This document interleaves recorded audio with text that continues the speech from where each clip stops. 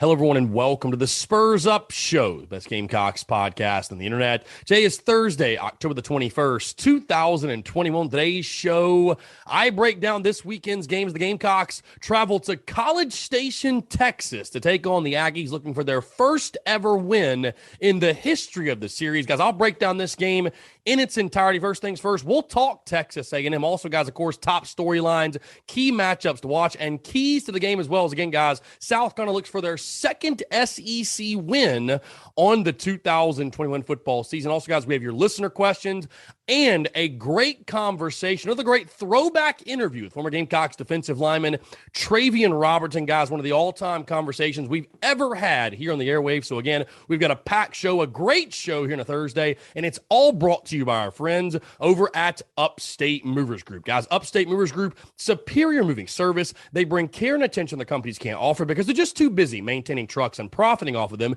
instead of focusing on service. Guys, service is what separates Upstate Movers Group from the competition. They're not a trucking company, they're a moving services company, and they're also employee-owned co-op. The movers are paid twice the industry average, and everyone on the crew is invested in your success. They have dedicated professional crew members, and they also offer black glove service. They offer end-to-end packing services, custom crating and packaging for special items, and cleaning services as well. They're founded by Greenville natives and University of South Carolina alumni, guys, so a Gamecock-owned small business. They also offer 20 years of project management moving experience, and they can offer logistics and solutions that traditional moving companies simply do not have the skills for. Guys, whether in the upstate or across the state of South Carolina, if you have any moving needs in 2021, be sure to check out our friends over at Upstate Movers Group. You can find them on social media at Upstate Movers Group. Of course, if you have any other questions, go to their website, upstatemoversgroup.com. That's upstatemoversgroup.com. Be sure to check them out and tell them Chris from the Spurs Up Show sent you. Let's get it.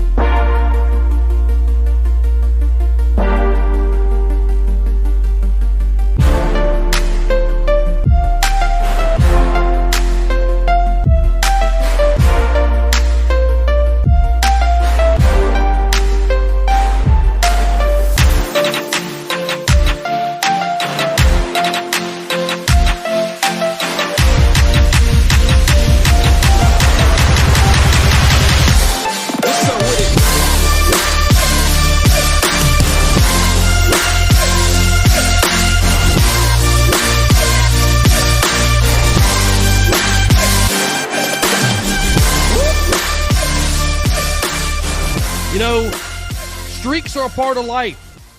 Some good, some bad.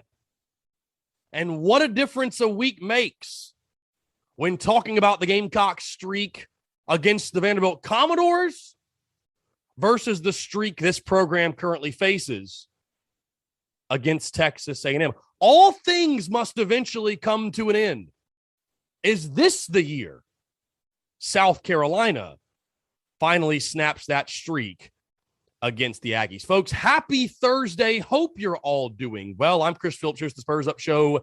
As always, appreciate you guys tuning in. We have got a packed show here on a Thursday. A lot to get into. And again, guys, thank you all so much for taking the time to tune in. I hope this show finds you well, no matter where you are, what you're doing, whether you're on the commute, you're in the office, you're on the job, you got the day off, maybe you're in class, whatever it is you're doing, folks. Again, if you're hearing the sound of my voice, thank you all so much for taking the time, tuning in. Like I said, I'm fired up. I'm excited, guys, because you know what? We talked best bet. We talked gambling. I think you guys have a pretty good feeling on which way I'm leaning going into this game on Saturday. But when you take a step back, guys, we are going into week 8 of the college football season. Game number 8 for South Carolina, which it's crazy. I mean, this season has flown by. And you know what? South Carolina can win by 50 or lose by 50. But you know what? Thank God there's college football on Saturday. Thank goodness there's Gamecocks football, if nothing else. So again, have perspective, keep perspective, let it drive you, let it guide you. You'll be much happier in the long run. But again, excited to talk Gamecocks football. Again, we are breaking down this game. South Carolina taking on the Texas A&M Aggies. Before we get into that, guys, just one quick reminder. This Saturday, if you're not going to College Station, my Upstate Gamecocks, where are you at? Would love to party with you guys this weekend because we will be back at Carolina Ale House in the downtown Greenville location. I know there was some confusion earlier this week in regards to would we be at Woodruff Road? Would we be at downtown Greenville? Yes, we are going to be in downtown Greenville location. We'll be at that Carolina Ale House, guys. Of course, doors open at 11, kickoffs at 7:30.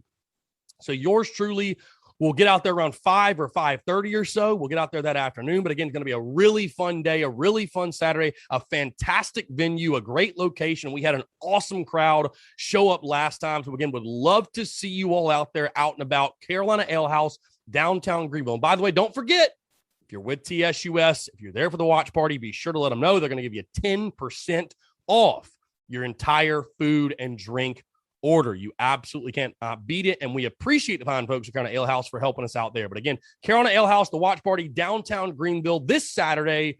Be sure to check us out. All the details are on social media. All right, guys, let's dive into it. Gamecocks, like I said, traveling to College Station this Saturday to take on the Texas A&M Aggies. 7:30 kickoff on the SEC Network. Again, the game taking place at Kyle Field, one of the most intimidating atmospheres in all of college football.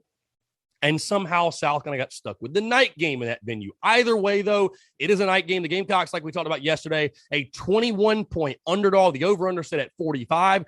The series history in this one, as we're all familiar, South Carolina has never beaten the Texas A&M Aggies as A&M leads the series 7-0. The first meeting, of course, coming in 2014. Who can forget, guys, the Kenny Trill game? I was actually at that game. Yeah, what a rough one. What a rough one that was, kicking off the SEC Network. That was really the beginning of the end for the Steve Spurrier era and the beginning of the end for that great run for Gamecocks football from 2010 to 2013. And South Carolina, for whatever reason, it's just never been a game. It's never been a team that the Gamecocks have been able to figure out. Of course, guys, last year, the last meeting, Texas A&M came into Williams-Brice Stadium and beat the Gamecocks 48-3, which really served as the end of the road for Will Muschamp. I mean, I think most of us agree this was the game that really turned the tide for most people. People said, okay, Will Muschamp, he isn't the guy. We heard about boosters getting all upset after this game, and, you know, basically shit just hit the fan.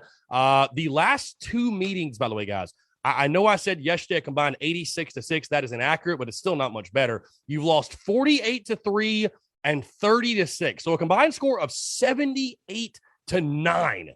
You have lost to A&M the last two meetings.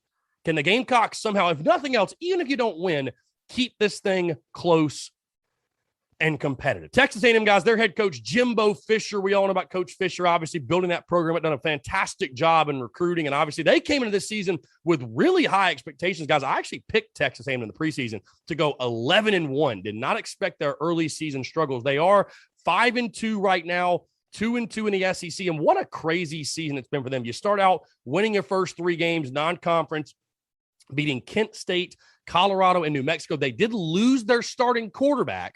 They then lost back-to-back games to Arkansas and Mississippi State before really turning a corner and reeling off back-to-back wins. Again, of course, the big one, beating Alabama, the number one ranked Crimson Tide, at Kyle Field, 41-38, an incredible game, beating them on a game-winning field goal, and then taking care of Missouri last weekend, guys, 35-14.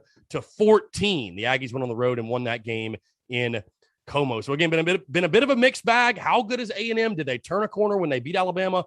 Looking at the statistics, A&M is averaging 27 points per game this season and giving up just 16 points per game. They've struggled a little bit lately with the passing game. Haven't thrown it nearly as well, but Isaiah Spiller, a great run game, a big physical offensive line. They got a really, really talented defense. And that's the one thing you can say about A&M.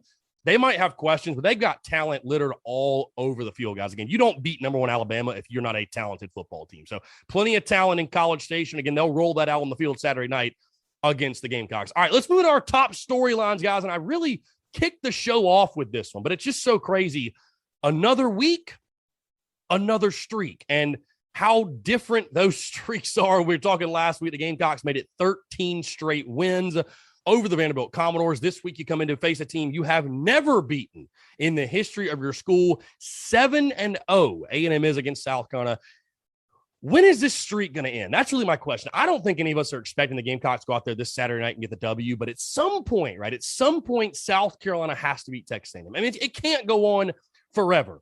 And I will tell you this, and this is no indictment on Shane Beamer or any of the coaching staff or really anybody right now, but it's so tough for me, and I think for others as well, to feel like your program is on a positive trajectory when you have a 7 and what's most likely going to turn into an 8-game losing streak against any opponent. I don't know what it is. The matchup hasn't been great. There have been some close games sprinkled in there, but for the most part, A&M has just taken care of you. I mean, they have taken care of business. So again, it's just crazy going from week to week how there are streaks in college football. There are streaks amongst opponents. This one is the complete opposite of what we saw last week. At some point, that streak's going to be snapped. At some point, South Carolina is going to beat Texas A&M. Is it going to be this year? I don't know. Most likely not. But again, 7-0 is where A&M sits on you right now. What do you think? Do you think it'll get to double digits? Do you think they'll get to 12, 14, 6? I mean, how many games in a row will Texas A&M realistically win over South Carolina? I think it certainly could hit double digits. It's just, again, it's always a bad matchup for the Gamecocks. Lately, especially the last 2 years, they have really pulled away from you. And A&M's been building that program under Jimbo Fisher and been doing a phenomenal job doing so. But it's just crazy, man, the streaks that surround Gamecock football right now. Of course, again, last week, a really positive streak, 13 straight wins for Vandy. And then this streak, you look at a really just a negative, ugly streak that I know Shane Beamer and his staff are going to look to snap really, really soon, ASAP, obviously. But again, will it happen this year? I don't know. But at some point, you would hope, at least in the near future, that streak will be snapped and the Gamecocks will get their first ever win over the Texas A&M Aggies. Guys, another top storyline, of course, the big thing everybody's talking about going in this football game, and of course, the news, the bombshell that dropped on Tuesday afternoon, we talked about on the show yesterday, Zeb Noland officially taken over as QB1 as Luke Doty is out for the remainder of the 2021 football season with his foot injury. My big thing is this, guys. What should we expect offensively with Zeb Noland at the helm? And also, what should we expect from Zeb Noland himself? Here's the thing. I love the story of Zeb Noland. I think we all do. It's a fantastic story. You know, everybody's joked about Zeb Noland making a movie about his career, making a Disney movie, all that good stuff. It's going to get very real for Zeb Noland this Saturday night, though. And again, he's taking over the rest of the season. Will we see any Jason Brown? Will we see any Colton Gauthier? I highly doubt it. I think they're going to give the reins fully to Zeb Noland. But listen, the last drive against Vandy was awesome, right? It was great. It was stuff of legends. I think, and I'm not the only one that isn't overreacting to that one drive, just because I still recall the shortcomings and how bad Zeb Noland looked against a bad East Carolina defense. I think the realities of Zeb Noland are there in regards to what he can do and what he cannot do. I think your offense all of a sudden becomes extremely one-dimensional with Zeb Noland under center. But again, what does he have in store? How different does the offense look? You know, I was talking all preseason long how you need to be a 70-30, run to pass team. Your strengths running the football. You're going to use your quarterback's mobility and athleticism. Throw all that out the window. Because I could argue with you that South Carolina needs to be a pass-heavy offense. They at least need to try that. So again, what realistically can Zeb Noland give you? Because again, I said it earlier this week, and I referenced this yesterday. When I made the comment of fans are going to get what they've been asking for, I was not making that comment in a negative, derogatory tone to Zeb Noland. But yes, the Doty slander got old week after week after week. And hey, we're really going to find out what type of player Zeb Noland is against Texas A&M, because A&M, really, really good players on the defensive front. They got great players all over that defense and all over that football team. So is Zeb Noland ready to step up to the plate and have a night against a really good Texas A&M defense? Again, how much difference does the offense look? Does Zeb Noland, can he carry over some of that magic we saw against Vanderbilt? Again, it's Vanderbilt. We've seen him in limited action this season. EIU, throw it out the window. For a half against East Carolina, he was abysmal. Then he comes back in the second half, plays much better. We saw him throw 2 passes against Georgia, and one of them was a deep pass to Josh Vann. That was a really good throw. So I'm not sure anybody really knows what to expect from Zeb Noland. Again, the drive against Vandy was great, But things are about to get very real this Saturday. So what can Zeb Nolan do? Can he command this offense? If anything else, can he just bring a calming scent to the offense where maybe you're not seeing as much self-inflicted wounds, and maybe there's a calming presence that a veteran guy like Zeb Nolan can bring to these dudes. But again, a very tall task for sure. How does Marcus Satterfield and this offensive staff, how do they maximize his strengths? Because again, his strength is not running the football. It's not getting outside the pocket. He's a dude, a traditional pocket passer, drop back 3-5 steps, get it out. What type of passing concepts can they develop this week that puts him in the best possible position to be successful, and therefore puts this team in the best possible position to have success? Going to the other side of the ball, guys, one of my top storylines.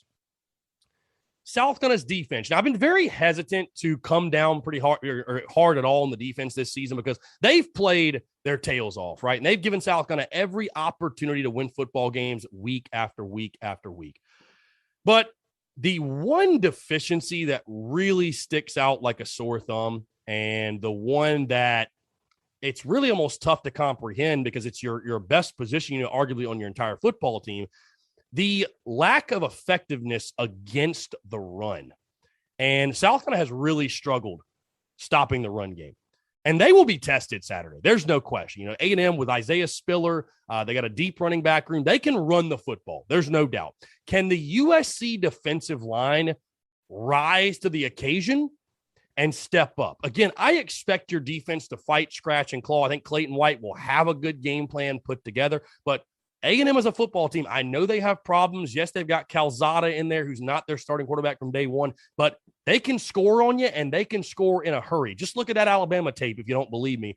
You're going to be leaning on your defensive front. You're going to be leaning on that defensive line. Guys, it's all about stopping the run. If Texas A&M gets the run game going against you, if Isaiah Spiller gets loose, you're going to have absolutely no chance to keep up in this one. Because I think we all agree, if South Carolina is going to do something crazy and pull the upset or even come close to doing so, it's going to have to be a lower scoring game. If the A&M run game gets going, I just don't see you having much of a chance at all to stop them defensively and therefore keep this game close into the second half. So again, we've been praising that Gamecocks defensive line all season long. If you're truly an elite line, if that's how you view yourself, I want to see this line step up in this football game. Stop the run. Hold A&M to less than 200 yards rushing. If you can honestly do that, I will be pretty happy at the end of the day. Hold A&M at bay on the ground, make them throw the football, get them in some obvious passing situations. It all starts with those big uglies up front. Again, the Gamecocks defensive line, can they step up in a game where you really need them? Another big storyline for me, guys. Again, I mentioned the Alabama game that Texas A&M obviously shook the college football world when they beat Alabama. How good is Texas A&M really? I think that's a very fair question because, again, they were bad before that Bama game. They were bad, losing to Arkansas, which I'll respect. Arkansas is a good football team, but lost to Arkansas 20-10, then lost to Mississippi State at home, by the way. Lost at home to the Bulldogs, 26-22. I mean, people in, College Station thinking to themselves, oh my God, Jimbo Fisher, what are we doing? What's going on? Then they beat Alabama. Then they take care of Mizzou 35-14. So who really is this A&M team? Are they the team that beat Alabama 41-38? Or are they the team that lost to Mississippi State at home 26-22, right? Who is this team? Who is this A&M team? How good are they really? And again, the expectations before the season were sky high.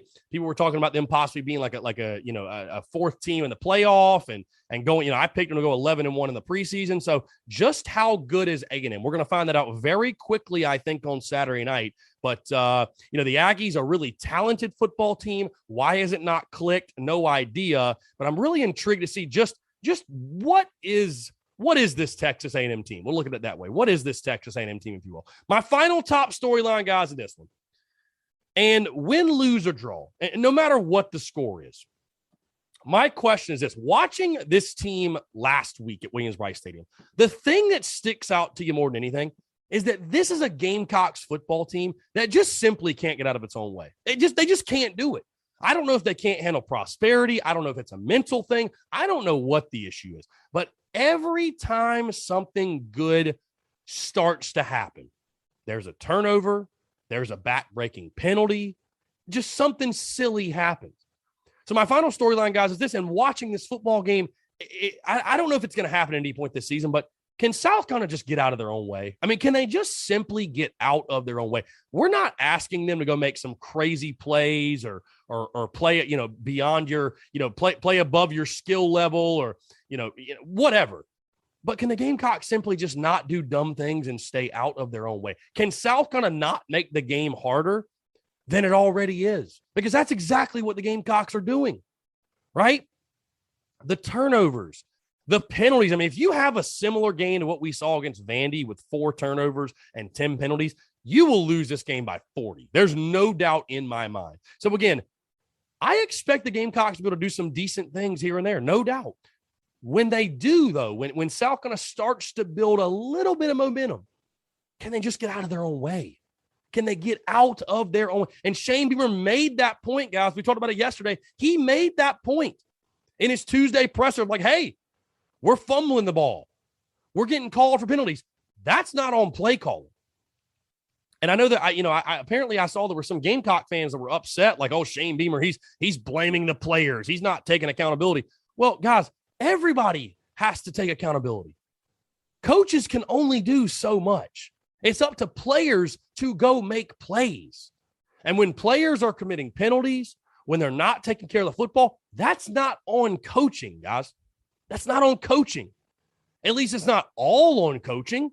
Players have to do those things. Players have to take care of the football. Players have to be smart and not commit dumb penalties. So can the Gamecocks just get out of their own way? Because if you can't, you have absolutely no chance in this game. I mean, the odds that you win are already a long shot, but if you can't get out of your own way, it's going to be a very, very, very long night in College Station. Guys, all right, let's move into key matchups to watch in this football game. And I mentioned the run game and stopping the run and how pivotal and how important that is for this South Carolina football team. Well, I'm starting up front, guys, and the guy that's been really good for you thus far this season, he is quietly having a really good year. Defensive lineman Zach Pickens going up against the really talented running back from Texas A&M. That is running back Isaiah Spiller. Guys, Spiller, 659 yards on the season, 6.3 yards per carry, and 4 touchdowns this year. I know many fans were upset. Chris, we're not getting respected. Why are you going to put that A&M running back room ahead of Kevin Harris and, this, that, whatever? Well, you're seeing it. You're seeing it because, Spiller and that crew's having a pretty darn good year, if you ask me. One of the best running backs in the SEC, guys. Again, really tough to bring down, really, really shifty, fantastic player. It all starts in the middle, and a guy like Zach Pickens truly leading that charge. Can he be that big body in the middle? Had a really good last couple of weeks. He's had a really good last couple of weeks. I really like what I've seen from him, guys. Also, Devin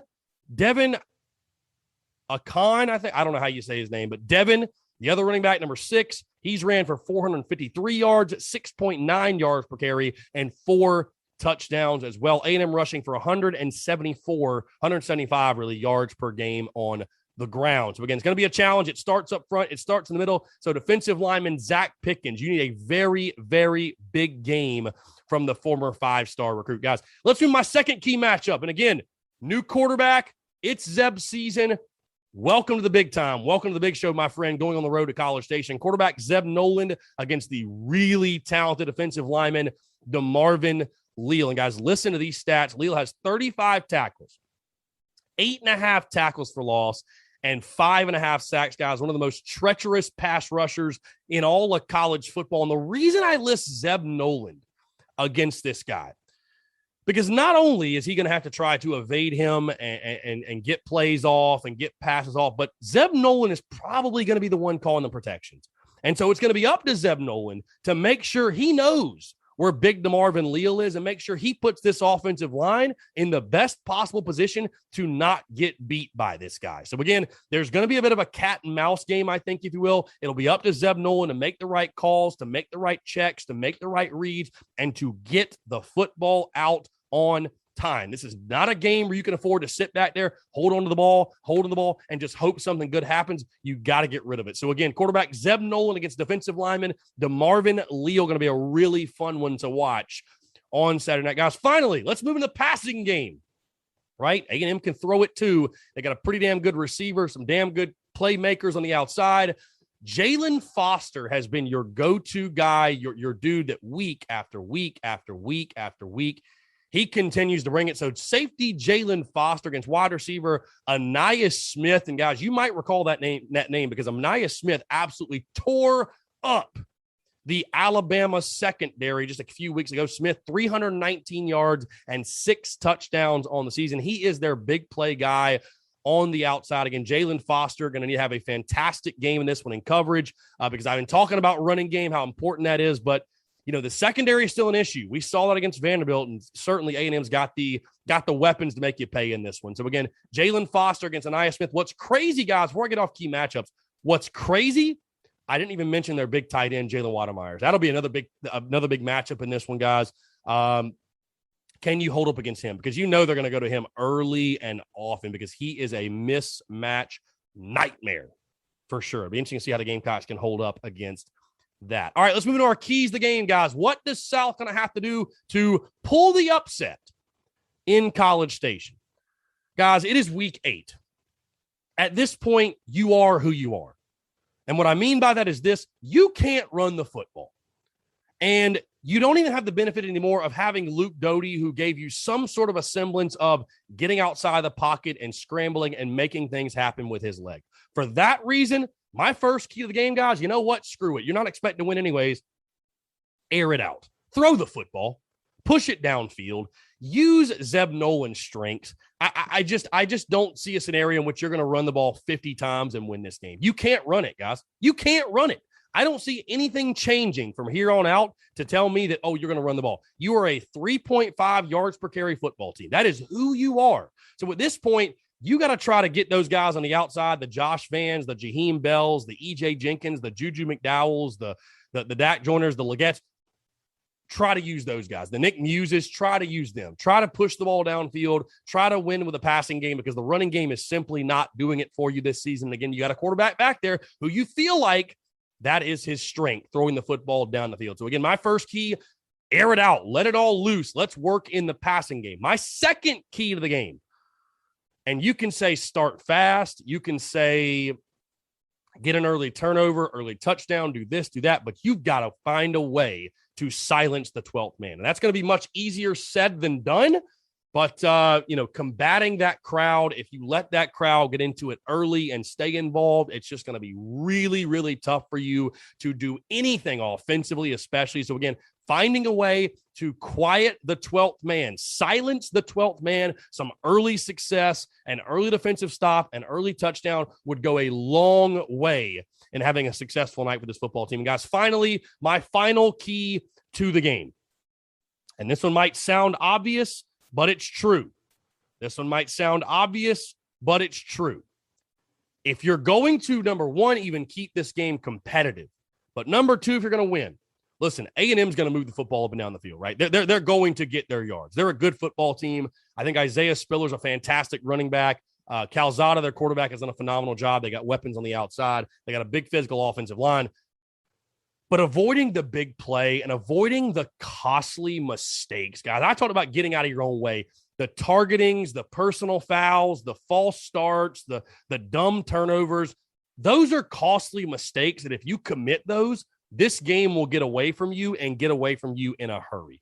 Avoid the costly mistake. I said it last week and I'll say it again.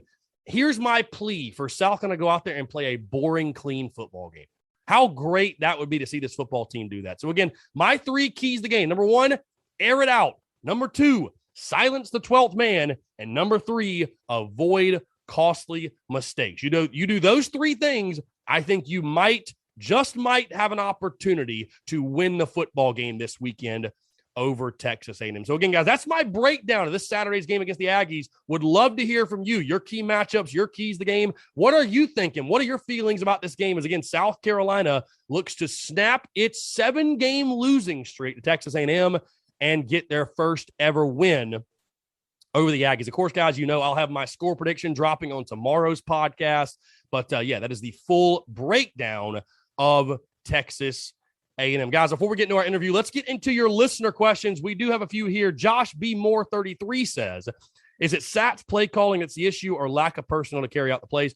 It's a little bit of both. Listen, everyone should shoulder the blame. It's not just one thing. Everything's at fault. Satterfield, his play calling certainly could have been much better this season. But yeah, I mean, is this team fighting an uphill battle in regards to the roster and the deficiencies and what it has and what it doesn't have? Absolutely. You need playmakers, man. There are problems on this football team that are only going to be solved in recruiting.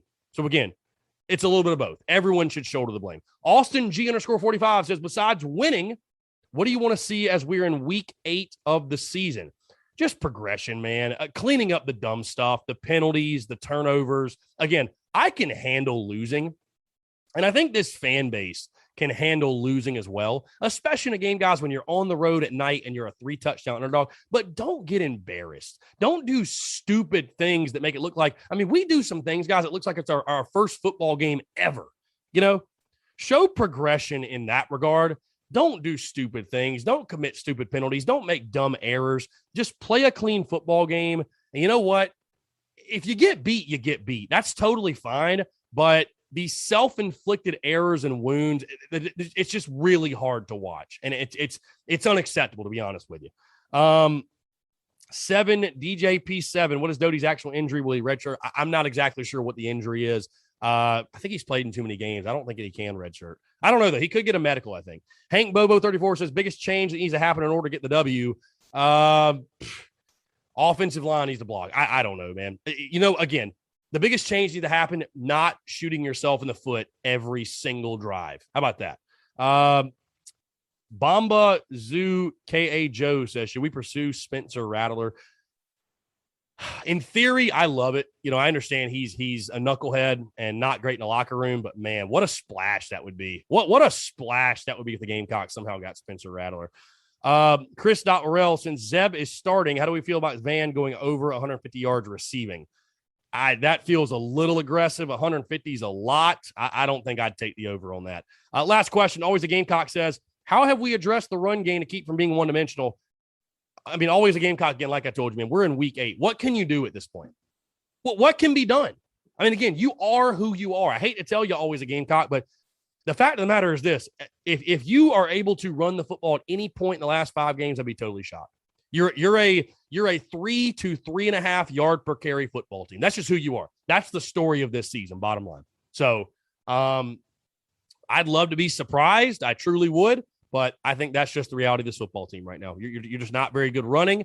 You're going to have to lean on the passing game, which, is worrisome for sure. But that's just where you are right now. Bottom line, that's it. That's where you are. And that's how you're going to have to operate. And, we'll see what you can do from there. But again, I appreciate the listener questions, guys. I appreciate you always being engaging, interactive. Truly, guys, thank you all so much for that. Always makes it a good time here on the show. All right, don't go anywhere. We have a fantastic conversation, a great interview, a throwback interview with former Gamecocks defensive lineman Travian Robertson. Guys, again, this one coming over the summer of 2019. And like I told you, this is one of the all-time conversations we've ever had on the airwaves. Really, really good stuff. So again, guys, enjoy this one.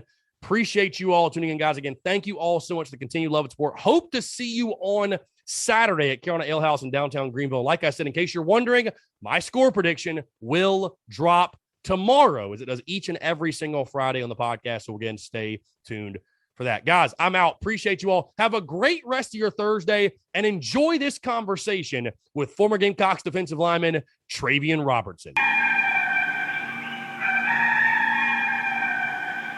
All right, joining us today on the Spurs Up Show is a man that played for Gamecocks football from 2007 to 2011. He amassed 123 total tackles, 21 tackles for a loss, and 6.5 sacks over his Gamecocks career. He was part of some of the best defensive lines in school history. He helped lead South Carolina to the 2010 SEC East Championship in their only appearance in Atlanta for the SEC title game. He was also a 7th-round NFL draft pick in 2012 by the Atlanta Falcons and played in the NFL for the Falcons, Seahawks, and Redskins. And he also serves currently as the defensive line coach at Georgia State. I'm very pleased to welcome to the show former Gamecocks defensive lineman Travian Robertson. Travian, appreciate you taking the time, man, and it's a pleasure to have you on. Thanks for having me. It's a pleasure to be on. For sure. So, Travian, let's jump right into it. Let's start with the beginning from you. You were a prospect, 4-star prospect from Laurinburg, North Carolina. You played for Scotland High School, again, a very highly touted recruit. You chose the Gamecocks over North Carolina, Clemson, NC State, and Virginia Tech. Talk to me, Travian, I also was reading you went through an injury, I believe, your junior year of high school, which I'm sure threw you kind of for a loop with your recruiting and stuff like that. But just kind of talk about the recruitment for you, what it was like, I guess, being such a highly touted recruit, and what eventually led you to the decision to choose to come to South Carolina over all those other schools I mentioned. Honestly, growing up in North Carolina, I was a huge Tar Heel fan at one point, and it was to keep this more. It was crazy when I had that injury in my junior year in high school. It was on a Friday night, and I'll never forget that Wednesday. I was, down and depressed and just worried about how recruiting was going to go since I had the injury. And my head coach walked in the weight room and handed me an offer letter from UNC Tar Heels, and I got all excited because I've always been a big fan, and I was about to commit there and everything, and went in to commit, and they was trying to back out of the scholarship, and they didn't want me to commit. And it was like, no, you should wait. And so I got upset. I was like, I've been, following you guys my whole life, and this is where I want to go. And so I didn't understand it at 17 years old. I didn't understand, why. Obviously, I had a bum knee, and, they didn't want to take a chance on me, which now I understand. So senior year, came back and, had a great year. And then Tar Heels started to call my phone more, and I didn't want no parts of them. And Coach Lauren was the guy that not recruited me, but he was the guy that kind of, offered me when I went to camp. So he switched jobs, got to North Carolina, and my relationship with him was, it was a good, close relationship. And I didn't really know much about the Gamecocks, and he just told me, hey, give us a chance. And when I went and saw the family-like atmosphere, Coach Spurrier was a legend. I was like, hey, this is just right in my backyard. Let me, give him a shot. And I just kept taking visits. And the more I took visits, the more I kept falling in love with the place. And obviously it's a lot more glamorous now than it was when I was getting recruited. But it wasn't about the facilities to me. It was just the people. The coaches was my decision to, go to South Carolina. Just the relationships that we built over time and everything that they pretty much told me that was going to happen. There was no lie. There was no recruiting game just to get me there. Everything that they said was going to happen happened. I graduated. I played a significant amount of time. They took care of me. Anything I needed as far as injury-wise, they made sure I was, I had it. And it was just, that was what I wanted. I felt that every time I walked into place. I felt like, hey, they're not lying to me. They're not just selling me stuff for recruiting-wise. They're honestly going to take care of me. They're going to everything they said is actually out on the table and I can see it. So that was the reason my real big decision was just the coaches really took care of us and did what they said it was going to do as far as, pushing us to work hard, winning, and making sure we was going to graduate. And it was tough, but we did it. Travian, you mentioned Coach Brad Lawing in that statement when you're talking. I feel like Brad Lawing is somebody a lot of Gamecock fans talk about, revere. Obviously, again, he coached some of the best defensive lines, probably the best defensive lines in school history. Talk about just what it was like playing for Brad Lawing and your relationship with him, and just what made him such a good defensive line coach. It was with my situation. I can't speak for everyone else, but my personal relationship with him, he knew what it took for me to get better. He knew what it took to push me, I guess, the extra mile. And he knew how to pick my brain. He knew when I wasn't being truthful to him. It was like almost like, a dad away from home. You couldn't get away with him. But when it came down to just me being he didn't try to change me as a player. He critiqued my style of playing, and he saw what type of player I was, and he put great players around me also. He knew how to match us up on the field in the lineup. He knew what it took, and he was all about being a technician. And he showed us techniques. He had all types of drills to push us in practice. He was just a player's coach. One great thing I say about Coach Lawrence is that he was a great recruiter. He knew talent. He knew when guys was going to be good, and he knew when guys wasn't going to be good. And he just knew he got a knack for recruiting.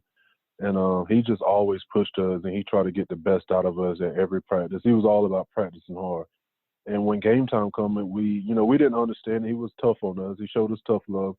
But when game time come, he made sure we was having fun. He made sure we relaxed and we had fun, and he kept us together. So that's one thing I noticed a lot of people love about him is he made sure we had fun while we was working hard. Travian, I want you to talk about it. It's funny because we've had your former teammates, Steven Garcia, Cliff Matthews, Pat DeMarco on this show, and all you guys were part of the 2007 recruiting class, which I know the state newspaper did a piece on. And, it's funny when I Googled you, Travian, I was looking up, that class 2007, and there's a specific picture of you, Steven Garcia, Chris Culliver, Cliff Matthews, a couple other guys in the I guess it was the East-West game or something like that. But just talk about being a part of that 2007 class. Because I think a lot of people look back at that one and say that's the one that really turned the tide or changed the culture, if you will, in the Spurrier era. Well, we kind of made a bond. We kind of got close at that game, man. We was kind of shocked at how many guys that we kind of, saw on little social media. Social media wasn't really that much involved back then, but we kind of like, okay, well, this guy got signed. And then when we got to Fort Lauderdale, when we got there, we was like, hey, man, I saw you sign with South Carolina. And honestly, it was a lot of guys that hated our bond that we had. We all stuck together. When they saw us hanging out, we go out and eat. It was like, oh, those are guys that's committed to South Carolina. And when we saw that, we was like, hey, man, this is what we got to do. It's going to be on us to change the culture around here. And we was accepted well when we got there. The older guys, accepted us well. But it was, to me, my personal experience, it was like, I can't wait to be a senior. I can't wait to be a leader. I can't wait, because that's what we was lacking. We was lacking that leadership. We was lacking that. We had the talent. I look back now, it's like, man, we had some talent where if we could do it all over again and have the leadership to go with that talent, we would be unstoppable.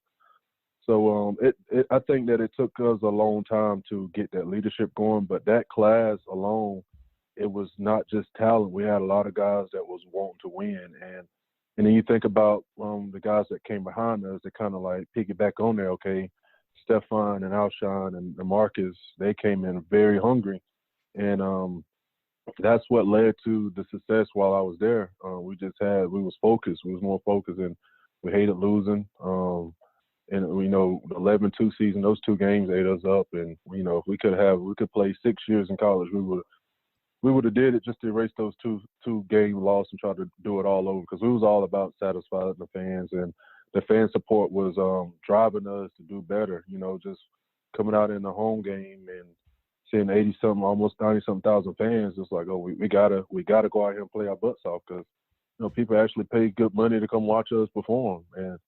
And it's almost, and I tell guys now, when you step in a stadium like that, you are the Jay-Z to Beyonce. People pay money to see you perform, so go put on a show. And that's what we always try to do. Every week we try to put on the show. It was like we was the superstars, and they was come and watch us perform. We was the entertainers, and when we got a taste for that, and it just kept going, became contagious. Let's jump into 2007, Travian, for you, because it was a very successful freshman year for you. You played in all 12 games. Credited with 7 tackles, 4 solo tackles, pass breakup, quarterback hurry. Big thing, you were the only true freshman in the starting lineup for the season opener against Louisiana Lafayette. So you were a guy that maybe the statistics didn't necessarily show, but as a true freshman, you definitely had success early and saw early playing time. Talk about the transition going from high school football to college football, and what made it so smooth for you that you were able to crack the starting lineup immediately. Well, I had to grow up quick. I had to grow up real quick. I'll never forget that summer. I was a freshman, and my head was still spinning with just, I graduated high school early, so I was still technically supposed to be in high school when a lot of stuff was going on. And I'll never forget, we reported for summer camp, and Coach Lauren, he just walked in and said, you're my starting DN. I was like, whoa. I was just looking at him. And he was like, you're going to have to do it. And I was like, okay. And I was excited, but I was nervous because, like I said, I came on visits as a recruit and saw the fans, and I saw the stadium, how it was rocking. But it was my first game. I'm thinking, like, they threw me in the fire, and I had those tackles, but I realized that it was business when I felt good. We won, and Coach Long came in. He said, you know, you had all those tackles, but you missed 5 tackles, and that woke me up. Like, oh, this is, you know, Coach, I had like 7 tackles, Coach. Well, you missed 5. You could have had 12, and I was like, you're right. And that woke me up. Like, hey, this is a business. You know, you got to really work to be great in this league. And that day, it was like, yeah, you did that against Louisiana Lafayette, but in a few more weeks, we got the Bulldogs coming in, and they're going to pick on you. If I'm going to start you, they're going to pick on you. And that woke me up. I was like, I really got to work harder. I really got to eat better. I really got to sleep better because this SEC is no joke. I was happy about Louisiana Lafayette, but when we had to play Georgia, he was like, hey, you got to bring your big boy pants this game, and you can't miss tackles against No. Sean Marino. You can't miss tackles against these guys. You got to make those tackles. And that kind of woke me up as an early freshman, and I had to really slow the game down because coming out of high school, guys are bigger, faster, stronger than you think they are. And so I had to slow the game down myself and actually started studying. I didn't know how to study the game. It woke me up. It really showed me what SEC ball was about, just starting that freshman year. That game itself was like, oh, you're right. We do got to play LSU. We do got to play Mississippi State. I'm excited about Louisiana Lafayette. And don't get me wrong, that was a good team. But, you know, we just had conference play that we had to go, and I had to go fight harder in the conference play. Travian, very interesting matchup that year. You guys travel to Chapel Hill to play the North Carolina Tar Heels, and you've already talked about sort of your history with UNC. You're a North Carolina guy. You played in that game. You recorded 1 tackle in that game, but talk more so to me about the emotions of going up to Chapel Hill, kind of going back home to your home state. I'm sure you had a lot of family and friends in attendance for that one. Just talk about what the emotions were like for you going to play against a school that, like you said, maybe wasn't as loyal to you as you were loyal to them growing up. I had a little chip on my shoulder going back, and my entire family was at that game. I was more nervous again. And also Coach Long, you know, he was going back to Chapel Hill. It was a lot of emotion going into that game. And I was glad we won, but I had too much emotion going on in that game where I couldn't concentrate and make the plays that I should have made. I'm glad we won because I had a terrible game that game. That was one of my worst games because I was playing with too much emotion instead of playing to have fun and playing to win. I was really trying to go out and, you know, kill those guys. And as I'm trying to do that, I wasn't concentrating on what I was supposed to be concentrating on, was actually winning. And but I learned my lesson from that. I was a freshman, and that year was a tough year for me as a freshman because, like I said, I saw the talent that we had on our team, but we was not clicking that year. And after that North Carolina game, I never forget because that game was a tough game for us. We fought hard in that game. And Coach Spurrier came in and he said we didn't play well. We won the game, but we didn't play well. And he said that we was either going to go 11-0 or 12-0 or 6-6 if we keep playing. And then the next week, Vanderbilt came in and you know, beat the crap out of us at home game. It was a 12 o'clock game. And that's when I realized we was lacking leadership. We was lacking because we had the talent. We was just lacking leadership. But that Tar Heel game was it was a tough one for me. I'm glad we won it because I had a lot of hate mail just for committing to South Carolina. I had a lot of people rooting against me in my hometown. So that game meant a lot to me. No doubt. So it's kind of interesting, Travian, that you bring up that point because obviously that season is very infamously known for you guys beat North Carolina, ranked 6th in the country. And it's funny, that Vanderbilt game is actually the last time that South Carolina has lost to Vanderbilt, going on 11 straight years now. Yeah.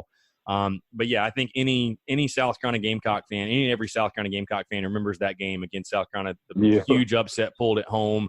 I mean, did you, like you were saying, you sensed the lack of leadership and things of that nature. Did you sense what was to come in losing 5 straight games and not going to a bowl game? Yeah, I think that was one of the main issues. I just feel like the talent, if can name guys. We had Jerry Cook, we had the Brinkley brothers, we had all those talents, we had Carlos, we had everybody that you can. And some of these guys are still playing in the NFL right now. And I look back and I was like, it was with talent wise, we had no excuse. It was just lack of focus, lack of exposure. I think some just being ranked that high. Some guys never saw that before, never had that type of exposure.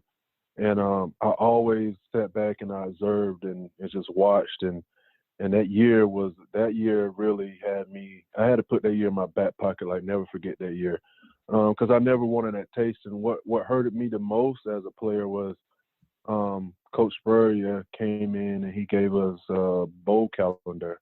And he said, you guys go home and you watch these bowl games wishing he was there. And that hurt me so much, like, just because I knew how bad he wanted to win, because he's a winning coach. And for him to give us the calendars, and I was like, I threw the calendar away. I don't care who's playing. If we ain't playing, I don't care. But that year was a tough year, and I never wanted to experience. As long as I was going to be a part of the Gamecocks, I never want to experience it again. And so after that, we made it to bowl games. Some bowl games we won, some we didn't win. But I was working like I never want to have that long. It was a long Christmas break, and it was miserable. So I was like, we couldn't do that no more. We always gaining weight because we was not working out. We was home depressed because we wasn't playing. Just after playing Clemson, and you don't do any more football activities until the next year. So that was tough for me. That was a tough year. No doubt. So, Travian, let's kind of move ahead. 2008, you had 17 total tackles, 2 tackles for loss, 2 pass deflections, then a forced fumble against Tennessee, excuse me. Like you mentioned, you guys go to a bowl game in that season. 2009 comes around. Your season is cut short due to injury. I kind of have a 2-part question because the game that you were injured in is probably one of the most memorable games in South Carolina history, the 2009 Ole Miss game, kind of the birth of Sandstorm. South Carolina takes down Ole Miss, ranked fourth in the country. I guess because to that point, I guess you hadn't really exploded on the scene yet, if you will. And I'm sure you had huge aspirations going to what was at that point your junior season. Obviously, you got the medical red shirt and you had 2 more years to play. But talk about what was going through your mind when you go down with the injury in the Ole Miss game. And then also the second part of that question, just try to recall and recap again. I know your mind was in a completely different place, but that was such a historic night for South Carolina football and kind of felt like one of those signature wins that sort of changed the whole direction of the program. Just kind of summarize all that into one.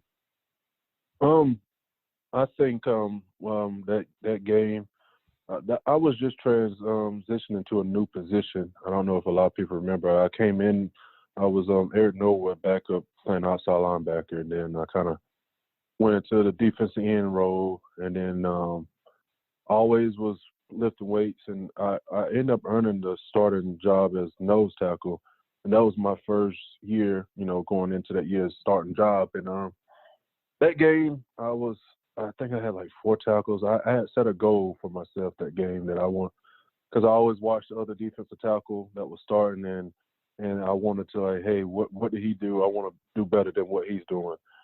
And that game, I'll never forget, I was playing on the offensive line, my knee just buckled. It wasn't nothing crazy. And he finished me off because my knee gave out. He finished me off.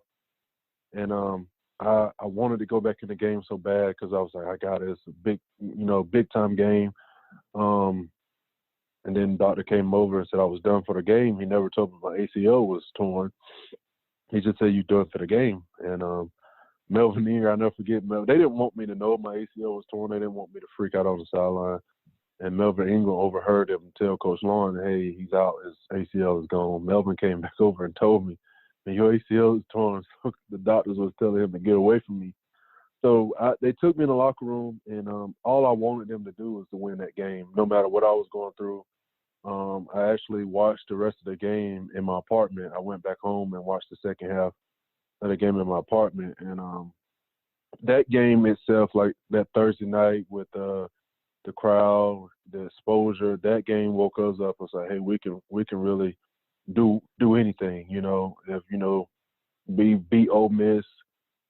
That game woke us up, but we need a leadership. And I think that moment is where our team start to realize we actually can do this. We can go against the top ranked teams in the nation.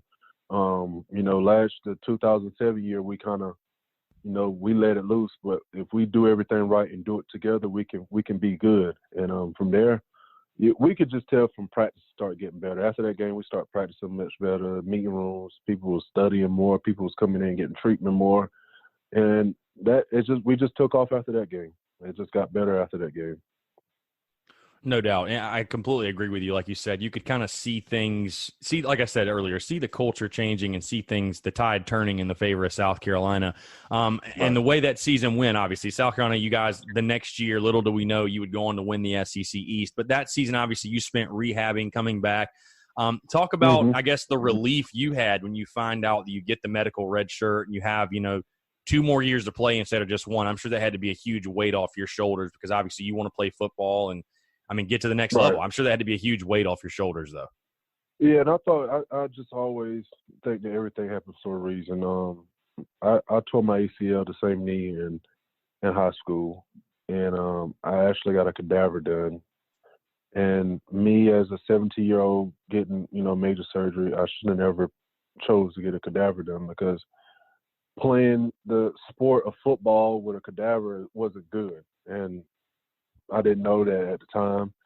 So it actually lasted 3 years. It was exactly 3 years that night that I tore my ACL.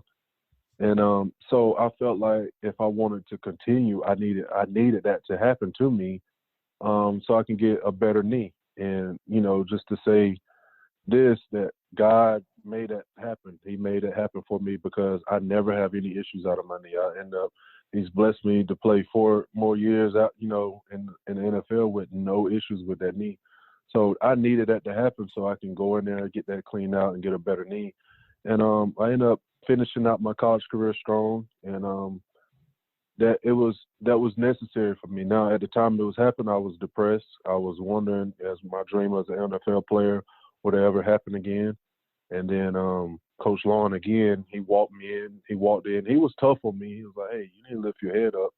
And he's like, showed me Jasper Brinkley. He was like, he just had ACL surgery and he's playing in the NFL. He said, I know guys that have 10 surgeries and still playing. What are you pissed about?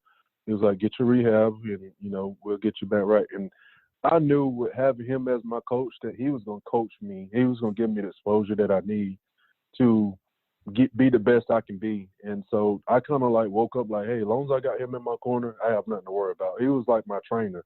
He was like my personal trainer. And he made sure that I had everything I needed. So that helped a lot. No doubt. And obviously the rehab paid off very well because you came back strong, very strong in 2010. You played in all 14 games, had 42 total tackles, 10 tackles for loss, 4 sacks. Really, I look at 2010, Travian, as the year that you really exploded on the scene and made your presence felt. Talk about, just because I feel like, again, I know you rehabbed, but I feel like something else had to change for you as far as, you talked about you were transitioning to a different position in 2009.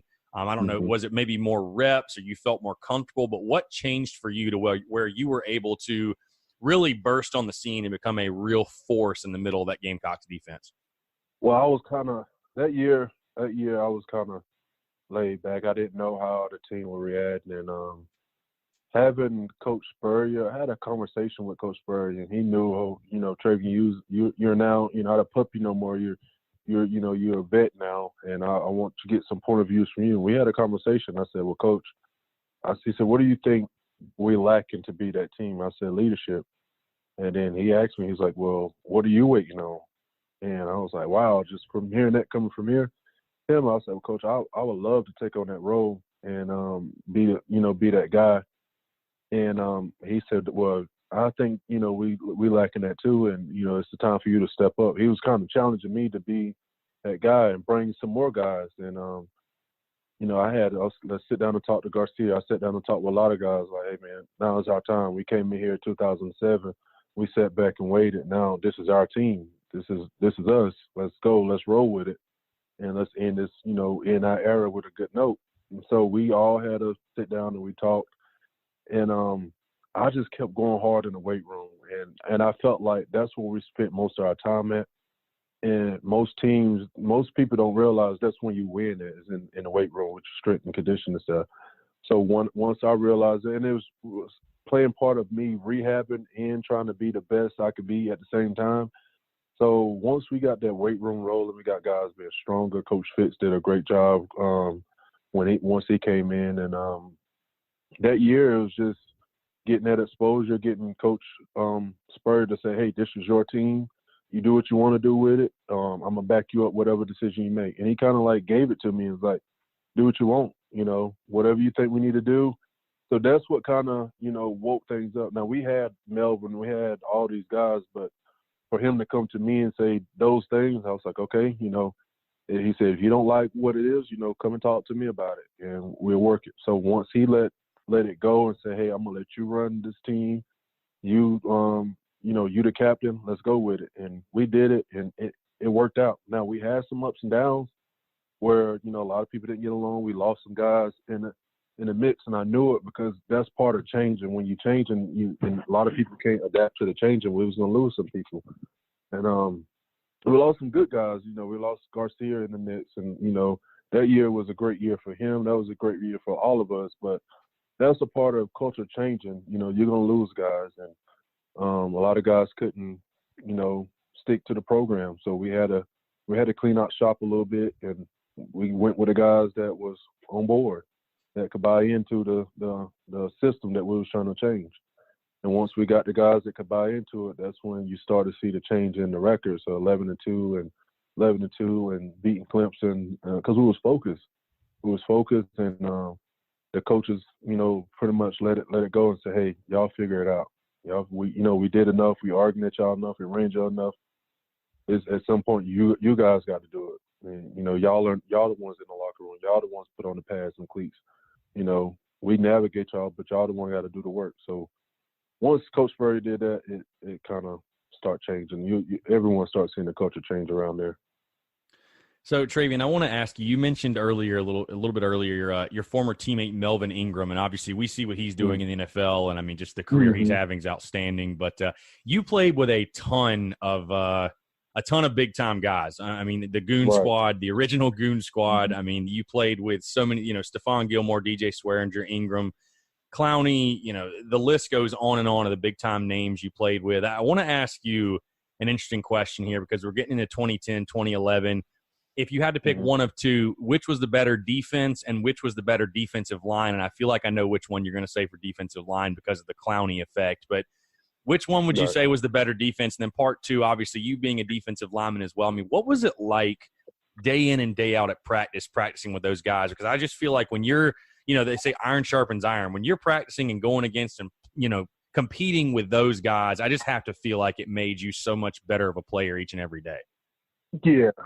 Yeah, me and Melvin, we go way back. Me and Melvin been playing against each other. We played on some all-star teams together. I knew what Melvin was about. We was always in the mix recruiting together because he played at Richmond County, which was 30 minutes. That was my rivalry high school. So I knew the talent that Melvin brought to the program, and obviously it still shows today. He's one of the best I've seen that I will ever see. And I'm not bragging because he's once my teammates, my brother. I just never seen nobody as talented as this guy, that I actually grew up with, through my college and high school. And I'm like, hey, I know this guy.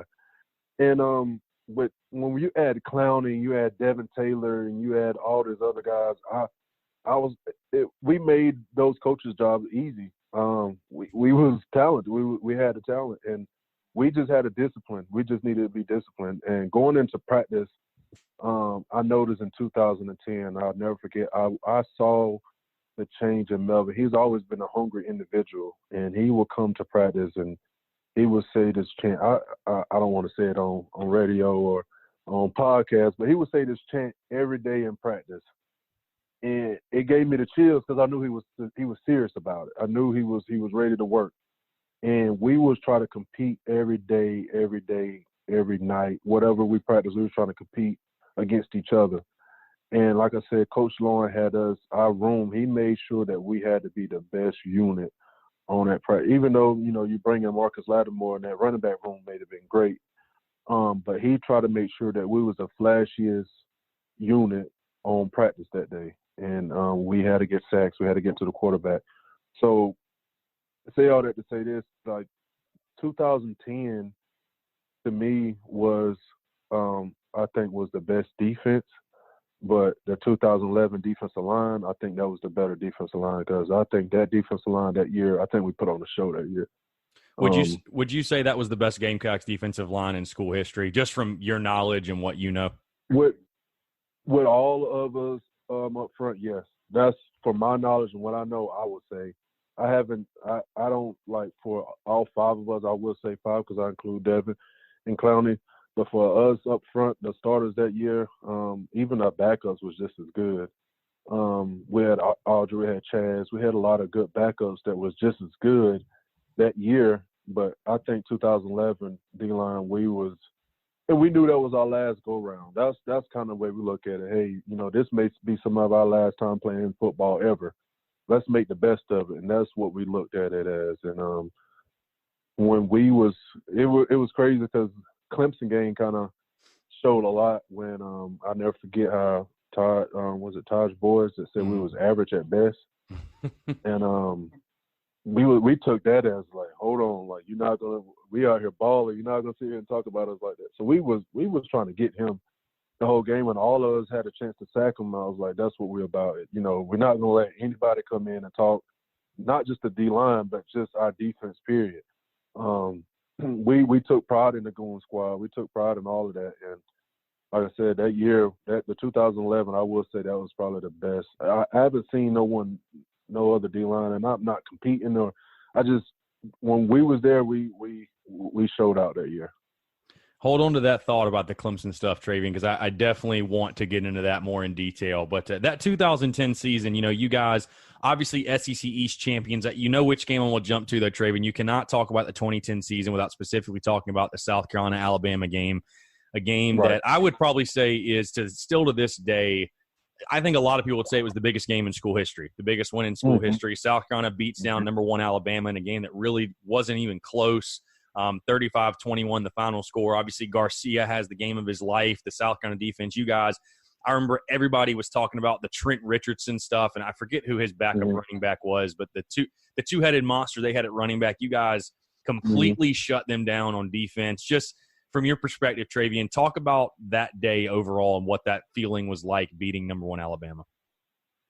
That was one of the best, like you said, it was one of the best games. But I remember the preparation that week. We went out to practice that week, and we treated it like it was a normal game. And that's where we won the game at. Sometimes in the past when we had big teams come in and, top-ranked teams come in, we kind of got overexcited, and we kind of picked fights that we shouldn't have been picking.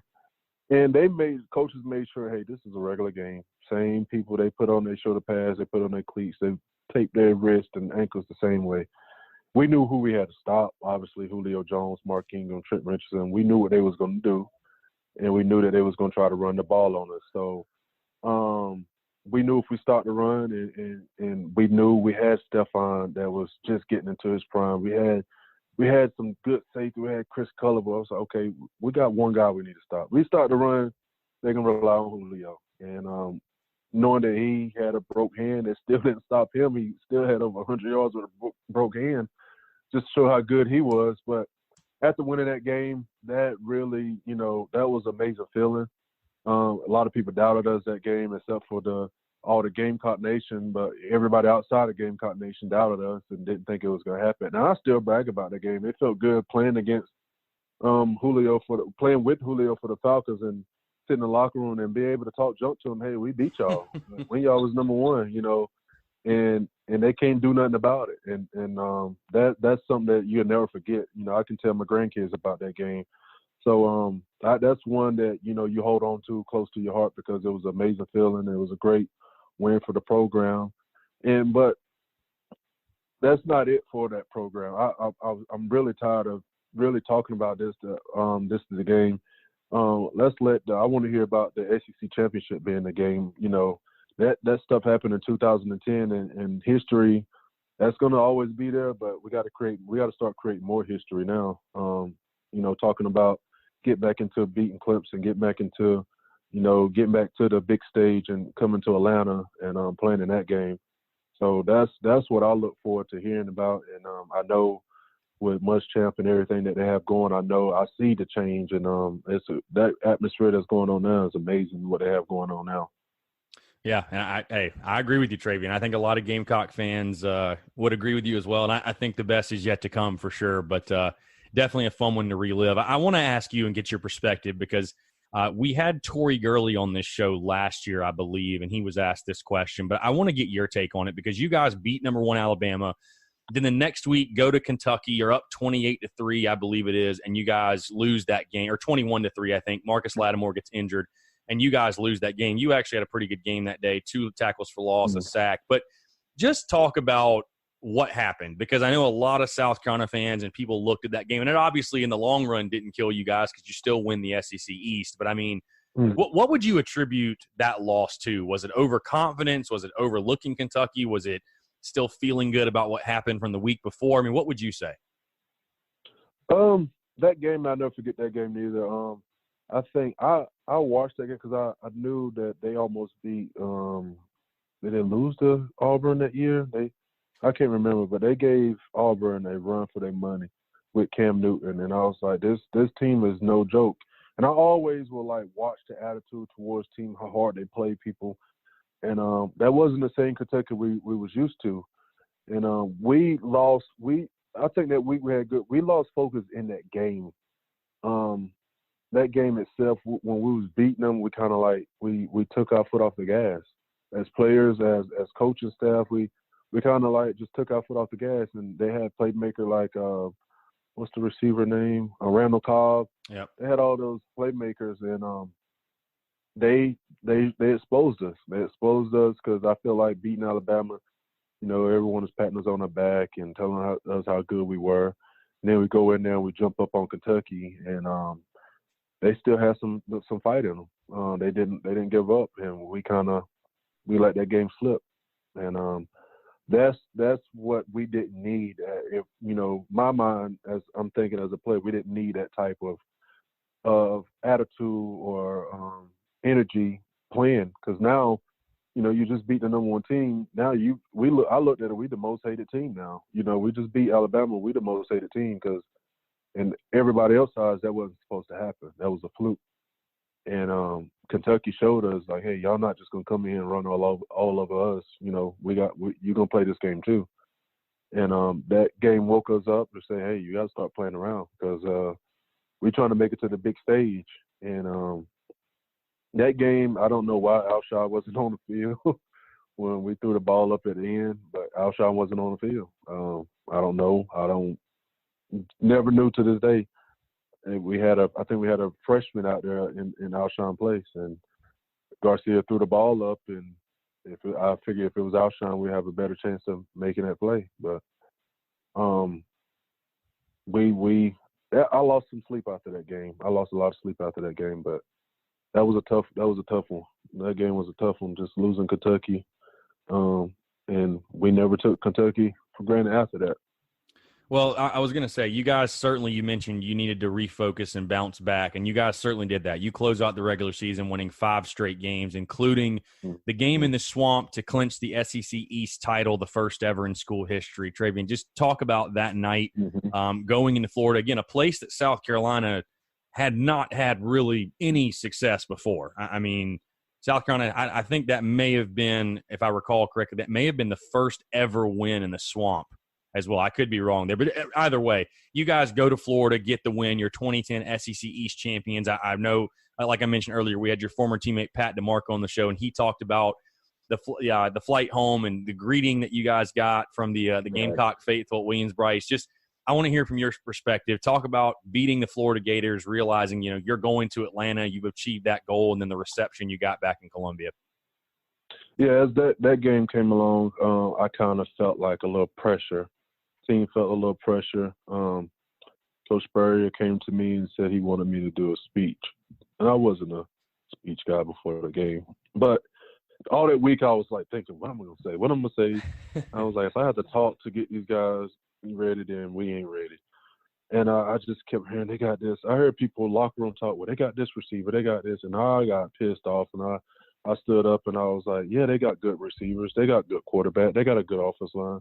but we got good players too. I was like, if we focus on what we're supposed to focus on and do what we're supposed to do, we can go ahead and beat these guys.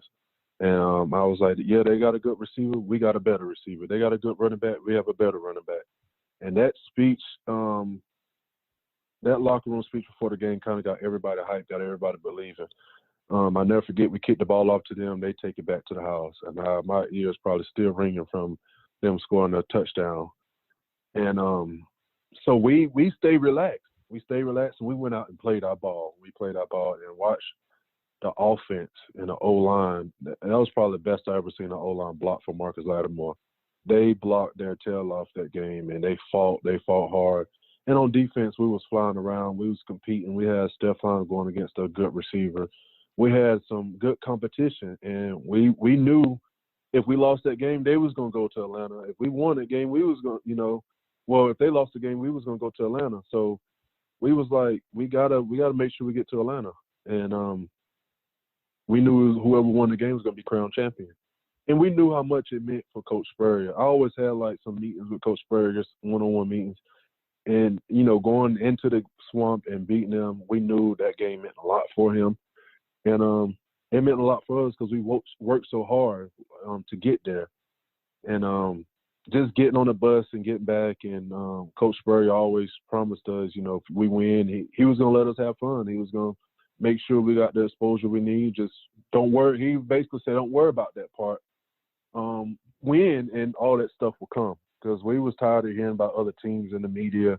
No one was mentioning us. Everybody was counting us out. And he basically said, if you win, I'll make sure you get that exposure that you need. Just make sure you win. I can't get the news channel there, talking about how good you played and you lost the game.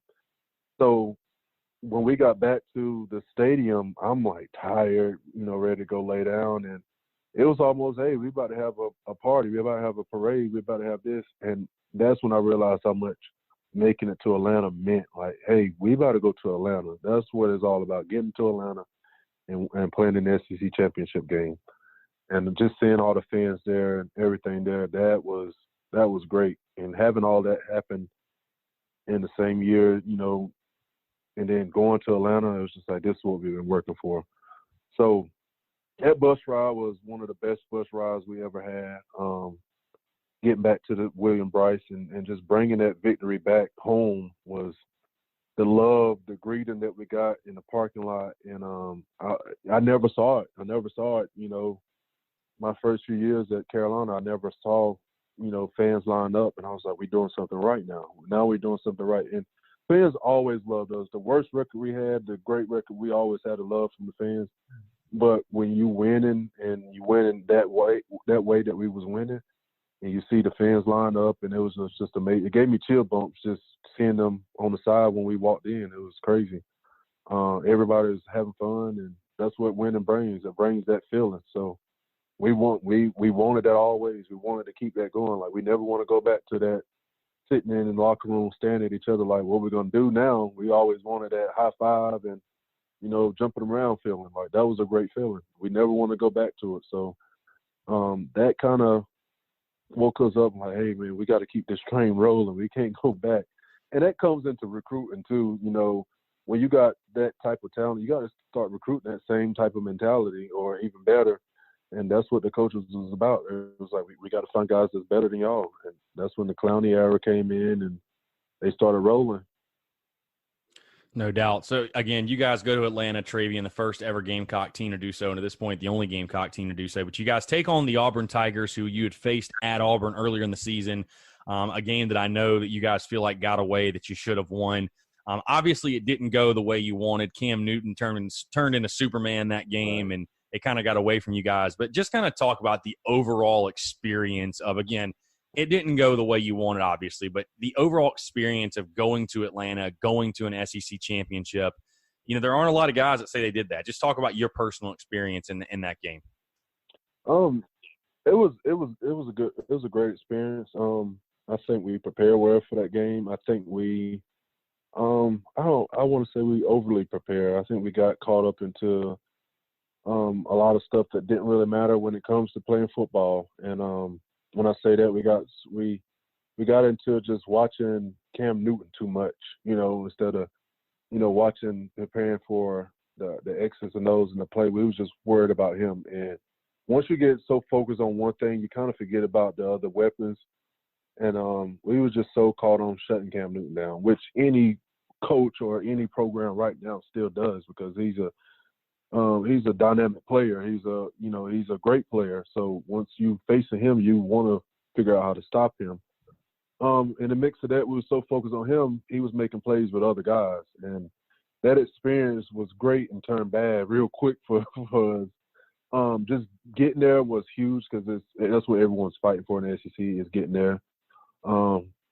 That week was a great experience, just coming to Atlanta, and just having the experience to getting drafted in Atlanta and then playing back on that stage again. So I feel like everything happened for a reason, and God has blessed me to stay so close to, my roots of football, what actually got me where I'm supposed to be, where I'm at now. It's all happened for a reason, but just making it to Atlanta. I trained in Atlanta after I graduated. I trained here. I actually live 2 miles where I used to train at, and had no idea when I got off the bus to come train here where I was at, what I was doing, and now my family and everything, my foundation is here. So just playing that game, I loved it. I loved the city. We had fun, but like I said, it was a good experience. Turned bad. Obviously we wanted to win, but going against those guys, that was a talented team, and we kind of forgot about the receivers, the defense. That was pretty good. We focused too much on Cam Newton that game, and Cam Newton did what Cam Newton do. He's just a ball player, and we tried our best to stop him, but we didn't. For sure. So, Travian, you guys go into the 2011 season, build off what you did in 2010. You as a player, obviously, have another fantastic year, 49 total tackles, 8 tackles for loss, 2.5 sacks. We talked about it earlier. Something changed that 2011 defense. Insert Jadeveon Clowney, the number 1 overall prospect in the country.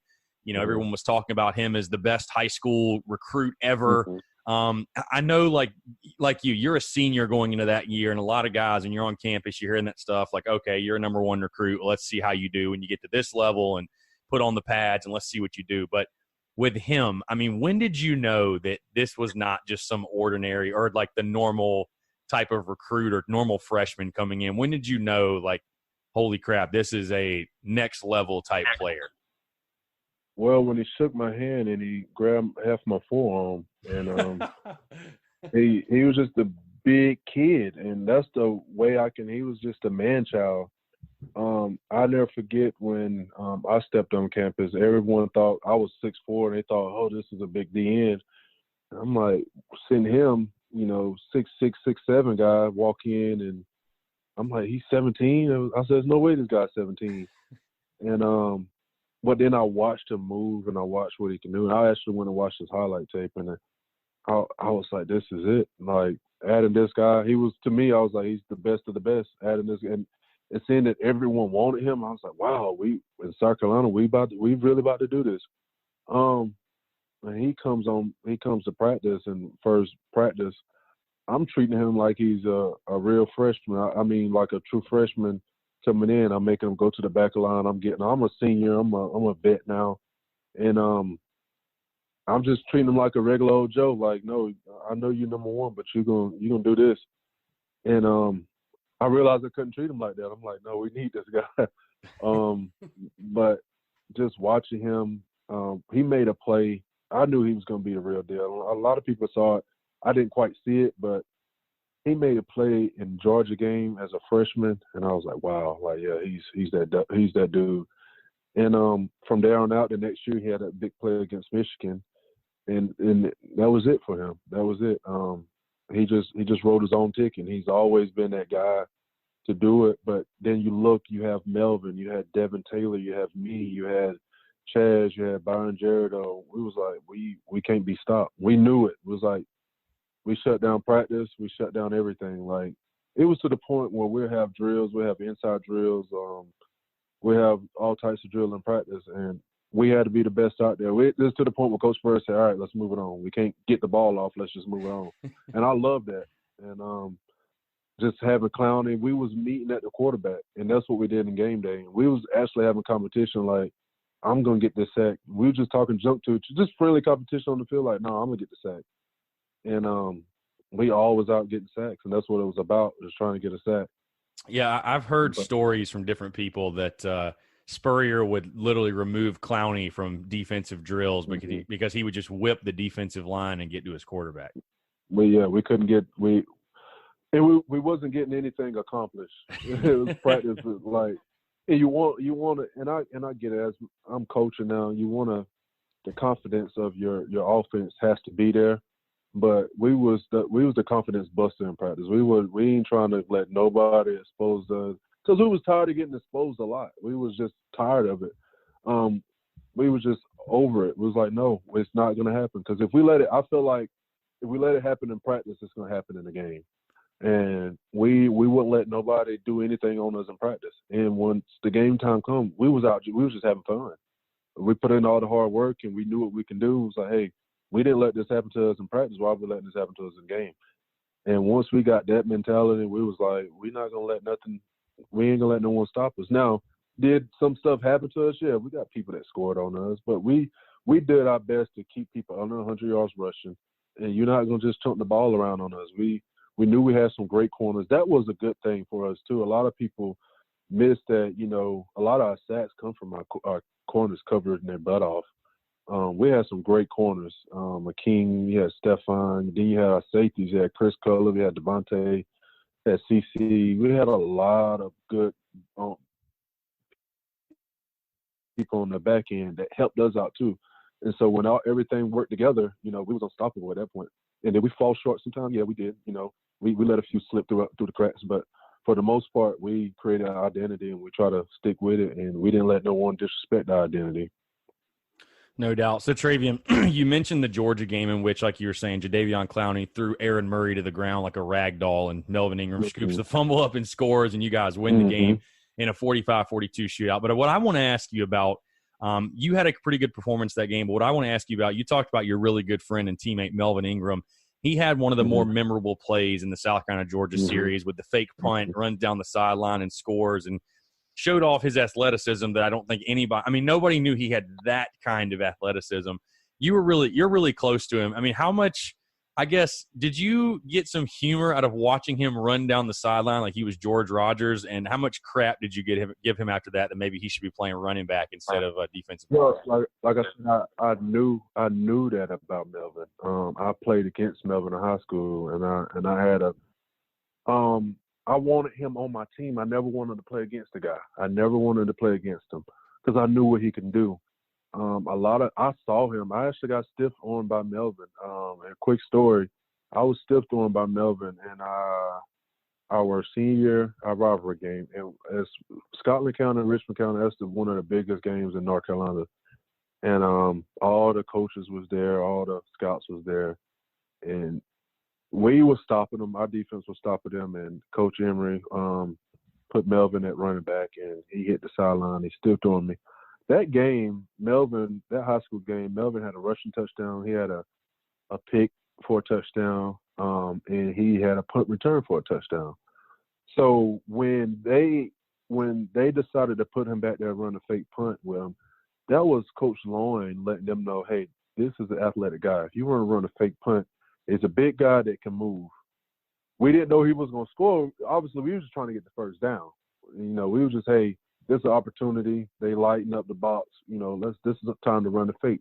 Get the first down, get out of bounds, Melvin. But the attitude and mentality that Melvin had, it was just like, you're going to give me the ball and you have me to run? I'm not just going to get the first down. I'm going to take it to the house.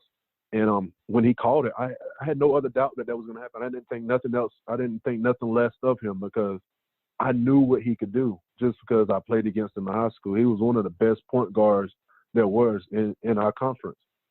So I knew how athletic he is. I saw him do numerous of backflips in a row. I saw him score touchdowns in the Shrine Bowl game at running back. I saw him do it. So once they got smart enough to put the ball in his hand a little bit, it just made history. It just actually showed that what he can do, and that exposed him. That showed, and he's still showing it to this day. And I'm not surprised at his success at all. if you know Melvin, know what he's about, and know where he come from. Like, I know exactly where he come from. I know what he's about. And God has blessed him tremendously with his talent and his athleticism. Like, he can do whatever you ask him to do, dunking wise. He can probably pitch the ball, or any sport he can do it. He loved football though, but if you can put him on the court and play basketball, he'll be a short Zion. He got that explosive. He can dunk. He can do all that stuff you don't get to see. But I had first class seats to that Melvin. And that touchdown was like, I knew he was going to do it. I just knew he was going to do it because I saw it before. And that just that just moved him over to the NFL. And now the Chargers are saying, like, hey, we got this guy. We got a great athletic guy. We need to utilize his ability. And they doing a great job at it. And that's why you don't see Melvin bouncing around the team to team, because they know what they have. They know what type of player he is. And someone smart is behind that and making sure we don't want to play against this guy. We don't want to play against him, because if we do, he's going to give us crap. So he's not a guy you want to play. You want a guy like that on your side all the time. And he's a leader. He's thing about Melvin, he's a leader, and he always want to be the best at everything he does. Travian, let's talk a little bit about your game. Obviously, you're coaching now, and I'm sure you bring it out, in your coaching style, if you will. But you were a guy I remember watching specifically that you just had a certain. I mean, really, the entire defense took on this mentality, but a certain tenacity to get the football, get whoever had the football. Like you said, meet me at the quarterback was certainly that defensive line's mentality. Just talk about your playing style. How would you describe it?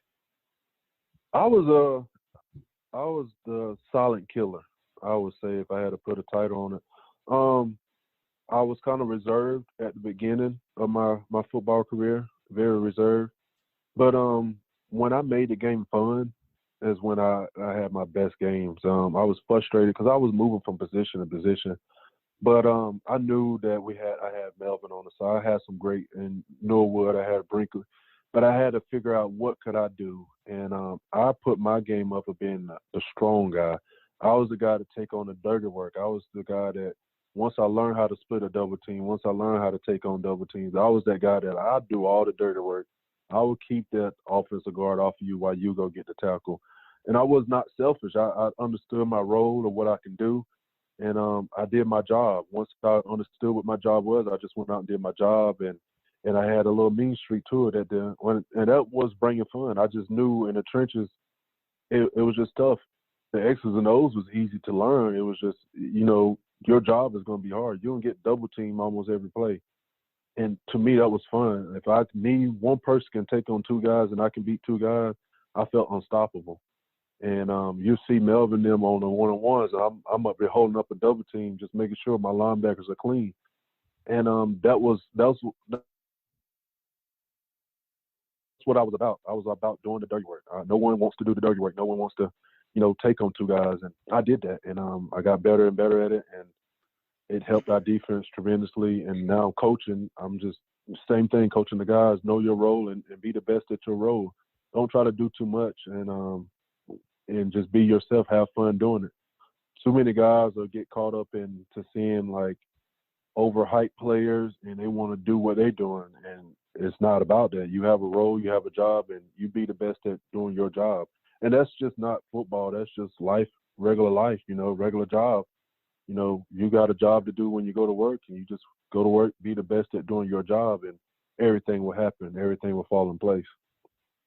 No doubt. So I want to jump to that 2011 season. Travian was very interesting. I want to jump to the Auburn game. You guys obviously lose in very dramatic fashion. I mean, I remember being at that game. That was one that hurt everybody. Nobody really played well, I feel like, that day, especially Steven Garcia, obviously your former teammate. And the news comes out after that week. He's let go from the team, officially kicked off the team. I know that was a guy, speaking from other guys that you played with specifically, that entire team during when Steven Garcia was there just rallied around him. I mean, Steven Garcia was a guy's guy. I mean, he was the leader of that football team. And what was the feeling like in the locker room? Because obviously on one hand you're losing Garcia, but you go to Connor Shaw. I mean, you guys demolish Kentucky the next week and, go on this string of a couple of wins and finish the season obviously with 11 wins. We all know how it played out. But for you specifically, I know a lot of people talk about, well, I don't really let it affect me. I don't care who's behind center.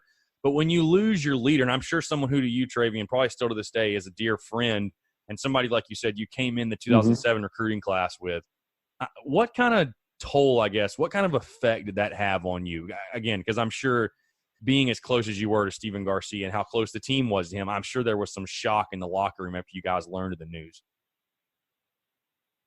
Yeah, it was some shock to some people. Then it wasn't shock to some people. Some people was bad about it. Some people thought it was necessary for what we was trying to do. I love Garcia to death. He's my brother. But the stuff that was mentioned about Garcia a lot, that wasn't him. Garcia was a guy that everyone loved to be around. He was just that type of guy. He was a good teammate. He never was a bad teammate to anyone. He just had some regular college decisions that other people had. And it was just, we wasn't in the meeting with him and Coach Spurs. We don't know what was said. We don't know what was happening. We only know what everyone else knew about what was put out. So like I said, I don't know what was said in that meeting and what made it go down to the point where, hey, you're dismissed from the team. But that hurt us a lot, obviously, because we love being around him.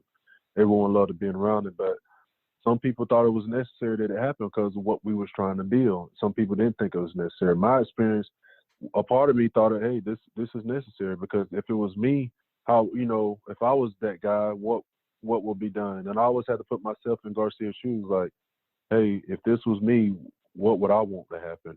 And it only made him better as a person. That woke him up to say, hey, this is not a joke, I took a lot of college football for granted that I shouldn't have done, and it's just a live and learn thing. But that year, bringing in Connor Shaw, like I said, our coaches did a great job recruiting and watching Connor in practice and how he used to tear us apart sometimes. And when we used to go scout team, that was the issue that we had. Like, hey, we let this backup quarterback get us, and we had to stop him. And knowing his background, his dad was a coach, his brother played at big time football. We knew he was going to be a hard worker, and Connor Shaw wrote his own ticket when he come in, and he had the opportunity, and he made the best of his opportunity. He came in and didn't miss a beat. And that's what we needed for every position. Let's just say if Garcia didn't get kicked out of the team, let's just say he had a season-ending injury, and you have a backup quarterback to come in and take his spot. That's what we needed. No matter what the case was that dismissed Garcia for the team, the next guy had I'm just as good as him mentality. And if we had that in every position, we would have been unstoppable. Some position we didn't have that guy to come up right away to, just go ahead and don't skip a beat. You just be as good as the starter. And once you have a team like that, like you see teams at Alabama and the Clemsons, that when somebody goes down and the next guy come in, once you have a whole team that can do that, and it's hard to get a team like that, you're going to have a pretty good team. When your backup is just as good and the third team guy is just as good, that means everybody is bought into the system. Everybody is bought into what the head coach wanting to do. And that's one thing that Connor Shaw did. He didn't let anything distract him. He knew he was, was the guy, and he knew what he had to do. And the rest, you just saw what it did to his football career. It just extended his career. Travian, let's jump into now. I told you I was going to bring it back up, the Clemson game. After taking a couple of licks from those guys in 07 and 08, you finished your career against Clemson 3-2. I know you didn't play in the 2009 game, but finished your career against those guys 3-2, and you were part of starting the 5-in-a-row streak from 2009 to 2013. You really, I was taking a look, you had good games against those guys in 2010 and 2011. You had 4 total tackles, tackle for loss, and a sack in the 2010 game. And the 2011 game, you had 3 total tackles, a tackle for loss, and a sack again. Obviously, you mentioned already the 2011 game, and I'll never forget it. The whole Taj Boyd tweeting about that. I believe he said the South Carolina defense was soft and the defensive line was average. I know 2010, I believe he was the backup in that one and came in late, and you guys absolutely harassed him in what was a blowout that night. But talk about, I guess, 2-part question a little bit, that overall rivalry, your experiences in it, obviously one of the best rivalries in college football and really in sport, in my opinion. talk about your experiences in it, and then specifically that 2011 game. And, it's funny what evolved from that, because Jadeveon Clowney in 2013 saying that multiple quarterbacks that he had played and faced were scared of him and scared of the South Carolina defensive line. And he specifically mentioned Taj Boyd. So, again, reflect on that Carolina-Clemson rivalry, and then that 2011 game specifically, you guys harassing Taj Boyd all night long. That rivalry is very personal to me still to this day. I don't allow my kids to wear orange or purple. I don't even allow them to say that word. We call it the C team. My kids, if he eating a pack of Skittles and he see an orange Skittle, we don't eat it. It's not allowed in our house. So that rivalry is a big time rivalry. We take it to the extreme.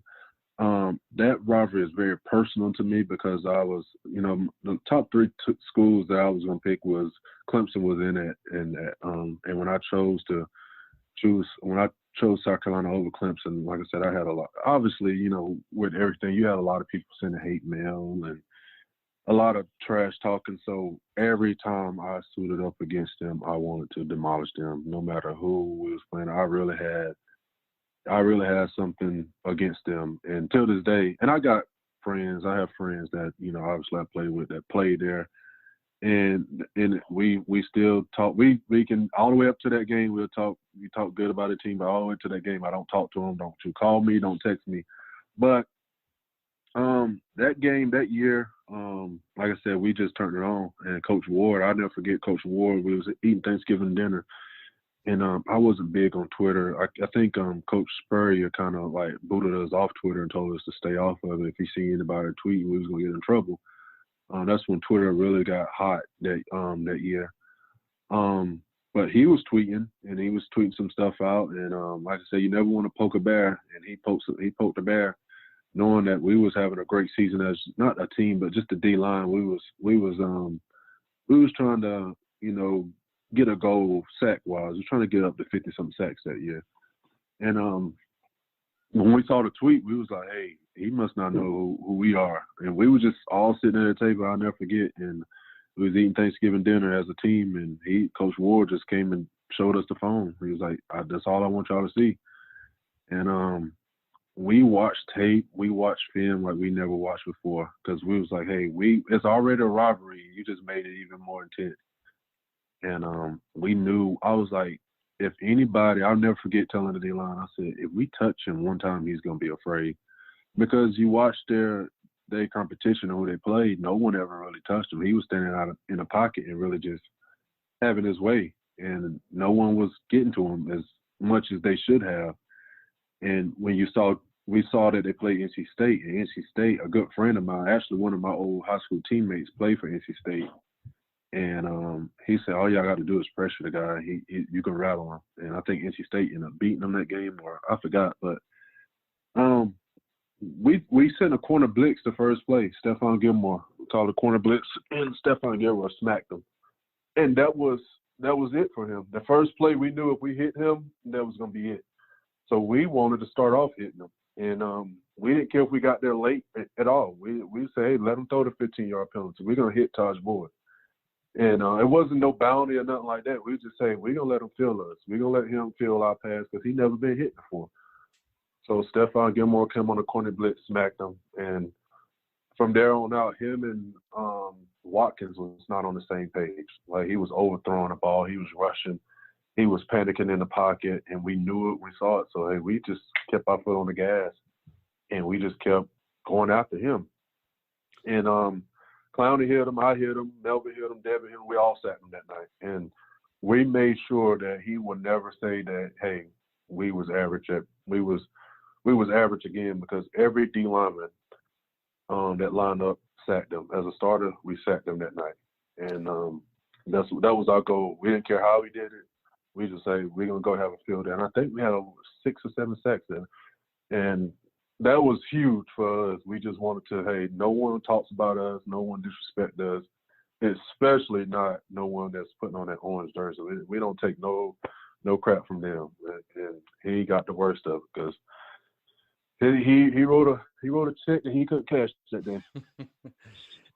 I know that, players talk trash with each other to the other team in between plays. How much trash Did you talk or did you hear talk to him specifically after every single time you guys got in his grill? Every time he stepped foot on the field, it was in his face. I don't care. And I as a leader, and it's just me and Melvin, we kind of took it off. And I wasn't a big talker, but when we played Clemson, it was just it brought out something different in you. And if it didn't, you didn't belong on the field. We just didn't bring nobody that got nervous at playing that game, because that game was a serious game for both sides. You could feel the tension from the fans, and you could feel the tension from the coaches. You could feel it all week, and I know it's the same for them. And every time he stepped foot on the field, we lined up against him. It was just to the point where he just shut his mouth. He stopped talking because it wasn't nothing he could do. They tried everything. They had some talent. They had a lot of talent. You know, they had Sammy Watkins. They had Ellerton. They had all those guys, and we didn't care who they had. Hey, you got on an orange jersey. You don't belong in this city. You don't belong on the field with us. We don't care what you did in the past. We don't care what history says. We was worried about now. You know, what are you going to do now? And that's what I get a lot from Clemson fans. Well, check the history. We don't care about that. We care about now. What's going to happen during this game? And because you can't do nothing about history. It's already done. So that's what we talked so much trash to him that night, and we made sure he knew we had it. That tweet, we got his message. We made sure the message was sent, and we received it. So we let him feel it. Travian, talk about, you guys obviously didn't get back to the SEC title game, which is, I know, what the ultimate goal was, what you wanted, but you guys go to the Capital One goal. You take on the Nebraska Cornhuskers. You get the win to get to 11 wins for the first time in program history. To that point, you're the best Gamecocks team in Gamecock history.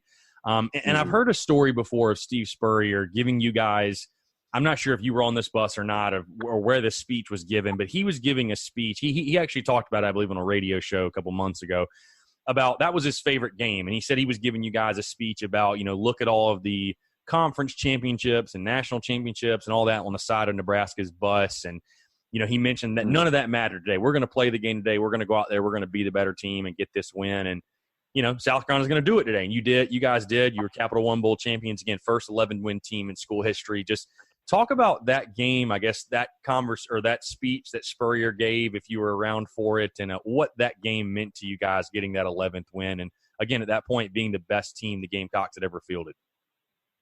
Well, we knew after that Auburn game we was kind of rattled, and we knew that SEC championship, we wanted to get back there so bad, but we knew we only had one more game left. And all the guys was talking about, and what I loved about that squad that year, in the previous years, guys was talking about the NFL halfway through the season. And I'm like, hey, we got to finish this up. You know, you had that, I'm not going to say names, but we had some guys that was not focused on Gamecock football. Had a lot of guys that was focused on teams that wasn't even paying them yet. And that was a huge distraction. And what I loved about us guys, we wasn't, and it's surprising how guys are not, to me this day, that guys are skipping out on the bowl games and go play. And I know some people for it, some people are against it, but once you commit to South Carolina, I feel like, well, any school, and when I committed to South Carolina, I was going to stay committed until my last game. And I felt like that was what I have to pay to them, you know. And I see guys that say, hey, I'm not going to play in the bowl game. You're not fully committed. And I get it. I understand, by me playing in the NFL, I understand the role. But that year we had a lot of guys to get drafted, and none of us was really focused on the NFL. We was focused on being the best team that South Carolina ever had. And that woke us up. Like, we all could be. Just imagine if Stephon Gilmore and Alshon and Melvin said, hey, I'm not going to play in this bowl game. Just imagine what kind of game that would have been. And I was so thankful that we was all focused on being the best there was. Now, on the plane ride back, now we had conversation to what was next for us, because we knew that was it for us. Like, we all was talking about, hey, I'm going to go do this. I'm going to train here. This is what I'm going to do. But in previous years, we had guys talking about that before we even get to the 8 game. And I was bothered by that, because I was like, you're not fully committed. You know, you do all this work in the summer, but that year it was special because people could have easily checked out, knowing that we wasn't going to go any farther than that bowl game. You could have had guys easily checked out and say, hey, I'm focused on my next career. I'm going to project the first-round pick. And I'm not going to risk getting hurt. But no one did that. Everybody was strongly focused on, hey, let's go in here and beat Nebraska. And pulling up was kind of intimidating a little bit. You see all these championships on the bus, and that's in the locker room when we got there. That's when Coach Spurrier made that speech. And that speech was necessary because you had a different site, you had a different place, and you can get easily distracted on what you're there for. And it was to win the ball game. And it was a good fight. They competed well, we competed well. But at the same thing, we ended – I don't know if people realize, but we ended each game with a sack. And that was our goal. If they're going to put the game in our hands, like the last 3 games, the Florida game, we ended with a sack. Clemson game, we ended with a sack. Nebraska game, we ended with a sack. And we wanted to, close out the season when it's in the D-line hands. And we was going to make sure that we was going to end the game the right way, make sure no one score. We'll go in overtime because you can lose games in overtime quick. So that game was huge. We had fun. And everyone after that went on and started their career. We had a lot of guys get drafted, obviously. But we focus on ending our era as Gamecock players on a good note. I wish it was even better, but, first time having 11 wins, that was huge for us, and that's what we came to do. And there's no doubt in my mind that it's going to get back or even better. There's no doubt, and I'm seeing it happening soon. I really got a feeling that it's going to happen soon.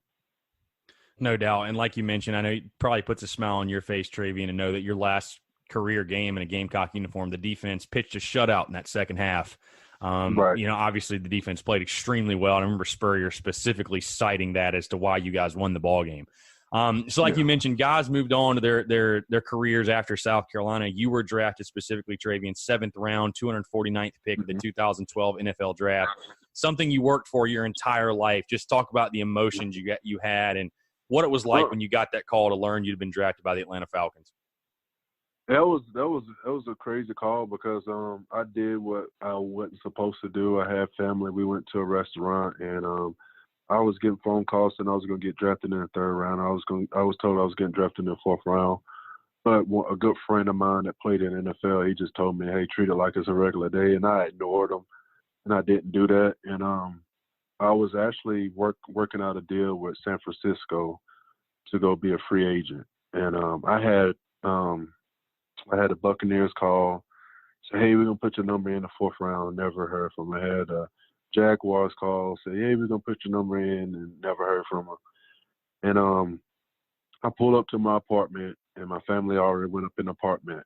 And I'm on the phone with San Fran, and coach was telling me I had a great shot to make the team, told me how much money I was going to get if I come be a free agent, blah, blah, blah. And then a 770 number pops up, and I put the coach on hold. I said, hey, coach, hold on for a minute, because the draft was still going on. I had about 6 more picks left. Saw Antonio Allen get picked, and I was like, well, I'm the only Gamecock that didn't get picked. And Thomas Dimitrov got on the phone and said, hey, do you want to be a Dirty Bird? And I immediately asked him, I said, are you going to pick me? Because I had several teams that called me. Do I want to be a part of that team? Yeah, I want to be a part, but are you drafted me? This is what I wanted to know. And he said, yeah, we got to put your name in now. And I never got out of my car. I never clicked back over to the coach from San Fran. I just stayed on the phone with him. And that was it for me. And I knew that right then, I knew it was a business. I knew it was different than college football. That phone call opened my eyes like, hey, you got drafted, but you still have to put in some work. And a lot of kids these days thinking, hey, you get drafted, you automatically, multi-millionaire. That ain't the case. I was drafted in the 7th round. I was almost a free agent, and I had to go to rookie minicamp and prove myself there. Didn't know that you can get drafted and get cut in rookie minicamp. Didn't know that. I learned a lot real quick. I learned to grow up real quick. And it was a roller coaster ride for me. But Falcons treated me well. They treated me real well, and it showed me the business part of football. It's a real business. And just getting that phone call and knowing that all the guys that was drafted and the guys that wasn't drafted that still got an opportunity, it made me proud to be a Gamecock because I knew we all was working and we all put the work out on the field. Some people got drafted, they didn't win at spots that they didn't want to get drafted at, but knowing that, God blessed them to get drafted, it made me feel good and I know all the coaches feel good because it was a lot of guys that, made a career after that. And because I really truly feel like it's because of the work that we put in on the field and William Bryce and all the work that we put in that exposed us, that showed us, hey, we Gamecocks and we fight to the end, and it's going to be tough to count us out. And I think all our careers show you still got some guys that's still going, like DeMarco, Melvin, and all those guys. And it's tough to keep a Gamecock out. So that was a blessing. That day was a blessing. It changed my life. It opened my eyes to a lot of things. But I just couldn't believe that I didn't get to see it on TV like I wanted to. I was just still sitting there, and it was like a last deal, but it was a blessing. For sure. So, Travian, I want to jump into your coaching career now. Obviously, you're the defensive line coach at Georgia State, I believe, going into your second season with those guys. Mm-hmm. Before that, you were at Albany State as well. Just talk about, obviously, what you're doing now. I think a lot of Gamecocks, I'm not sure a lot of them may not even know that you're at Georgia State. But your coaching career, did you always know you wanted to get into coaching, and do you feel like it's something long-term for you where you'd like to be a position coach or maybe even a head coach someday?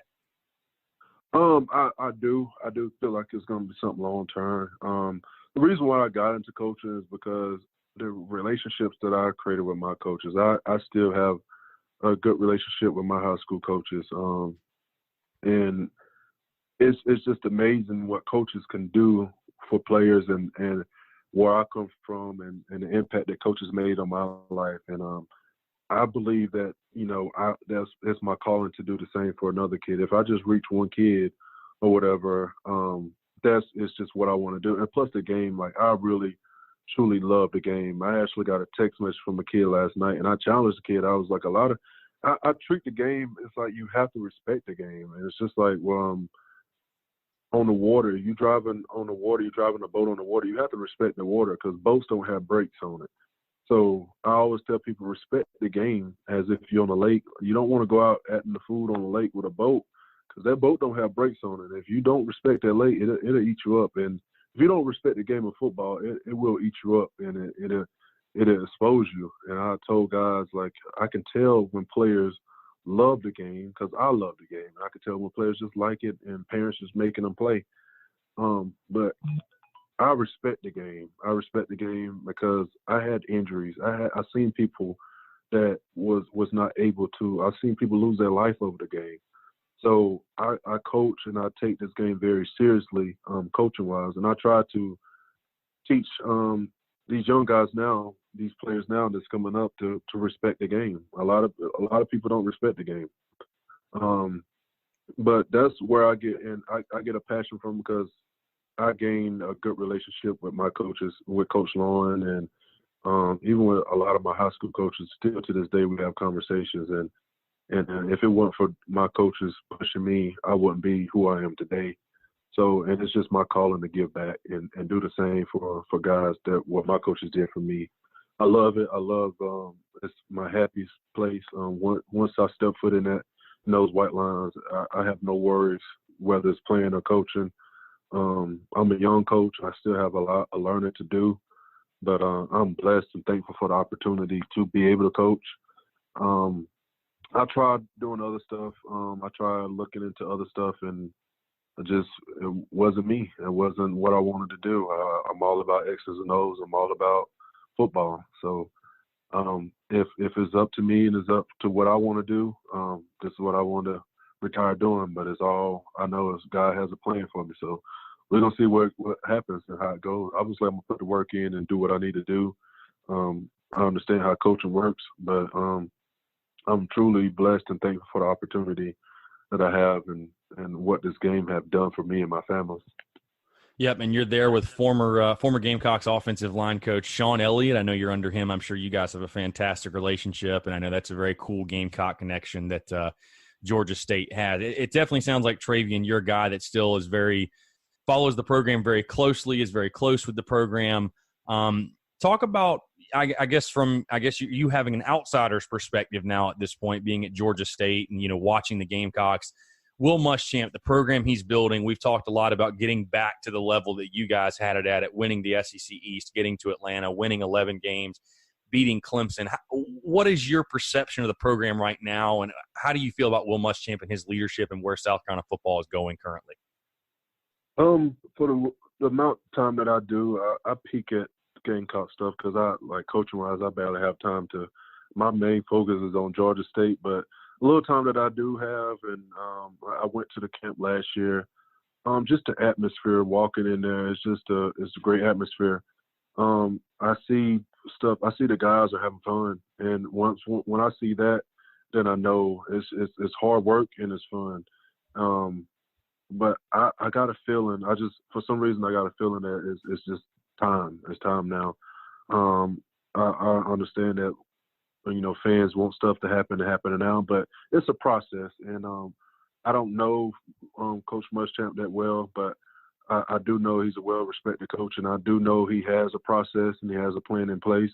And as long as the guys buy into the process and plan, everything is going to work out, and everything is going to be fine. But I know it's a saying, people say trust the process, but if you really do trust it and buy into it, and just like with Coach Elliott, we have to trust his process, and we have to trust his vision and what he's doing to be successful. And we buy into it as coaches first, and we get the players to buy into it. Then you're gonna have a successful season, and you just it's not gonna be easy. Most people want to see that you go out and beat the crap out of teams, but a win is a win. No matter how you get it, it is a win. And you can put that W on the board, and whether it's by half a point, you did it. You got the job done. So whatever he have to do, whatever they're gonna do, as long as the coaches, the assistant coaches buy into it, and the players buy into the process that they have in place, they'll have a successful season. And that's what we're doing at Georgia State. Like, we just trust the process, and that's what everyone is doing.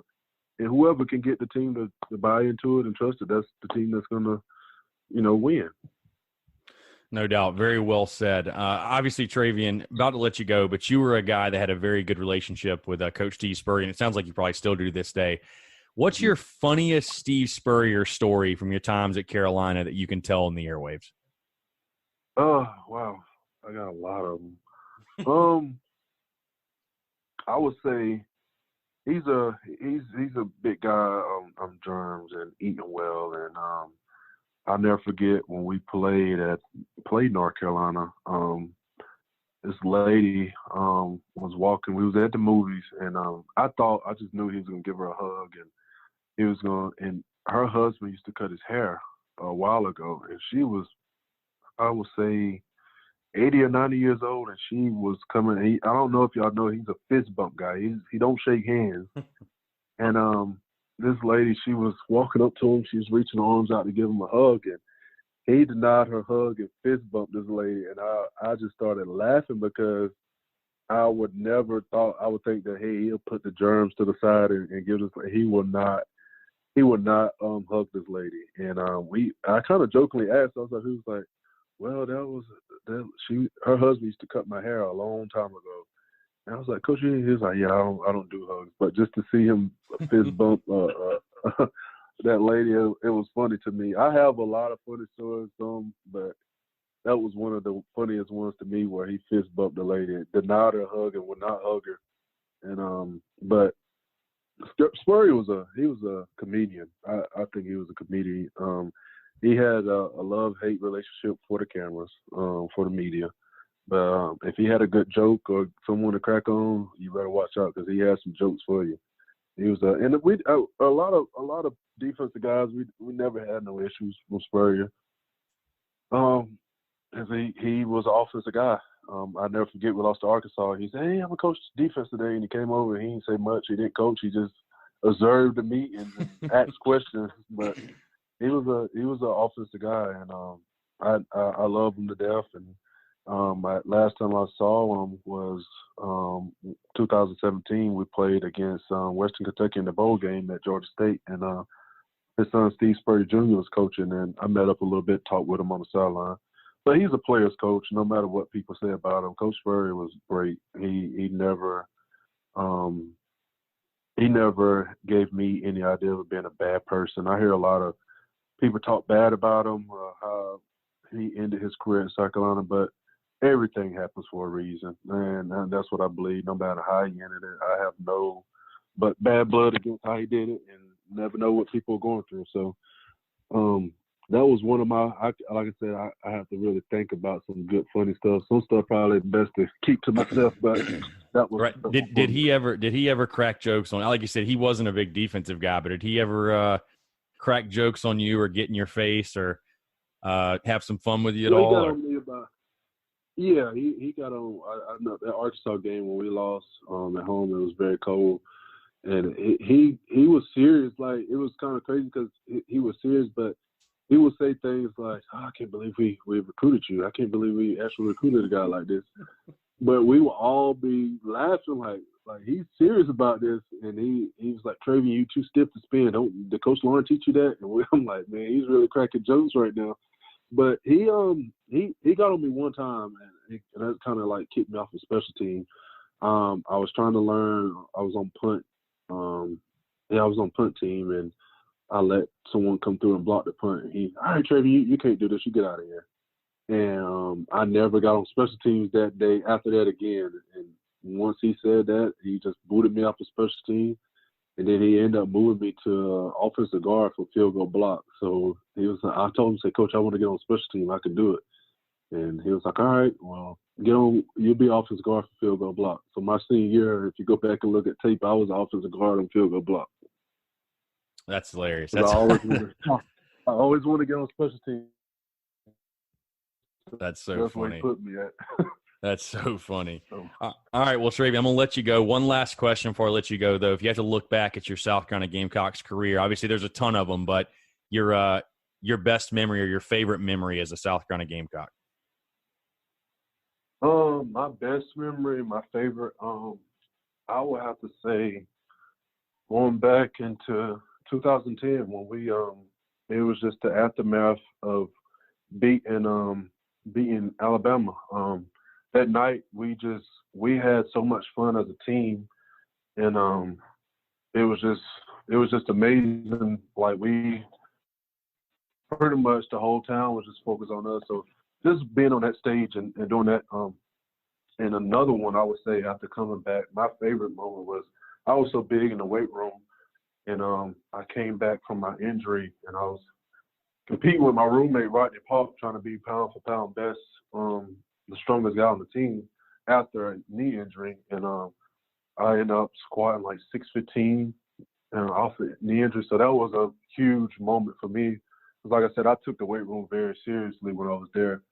So 2010, that year was just an amazing year for me because I was coming off a knee injury and I was pound for pound the strongest guy on the team, and we beat Alabama.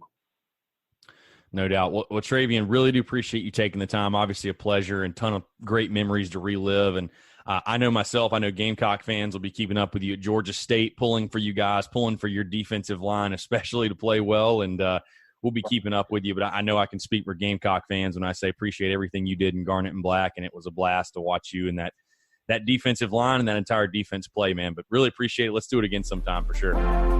Okay. Thank you for having me. I really enjoyed it.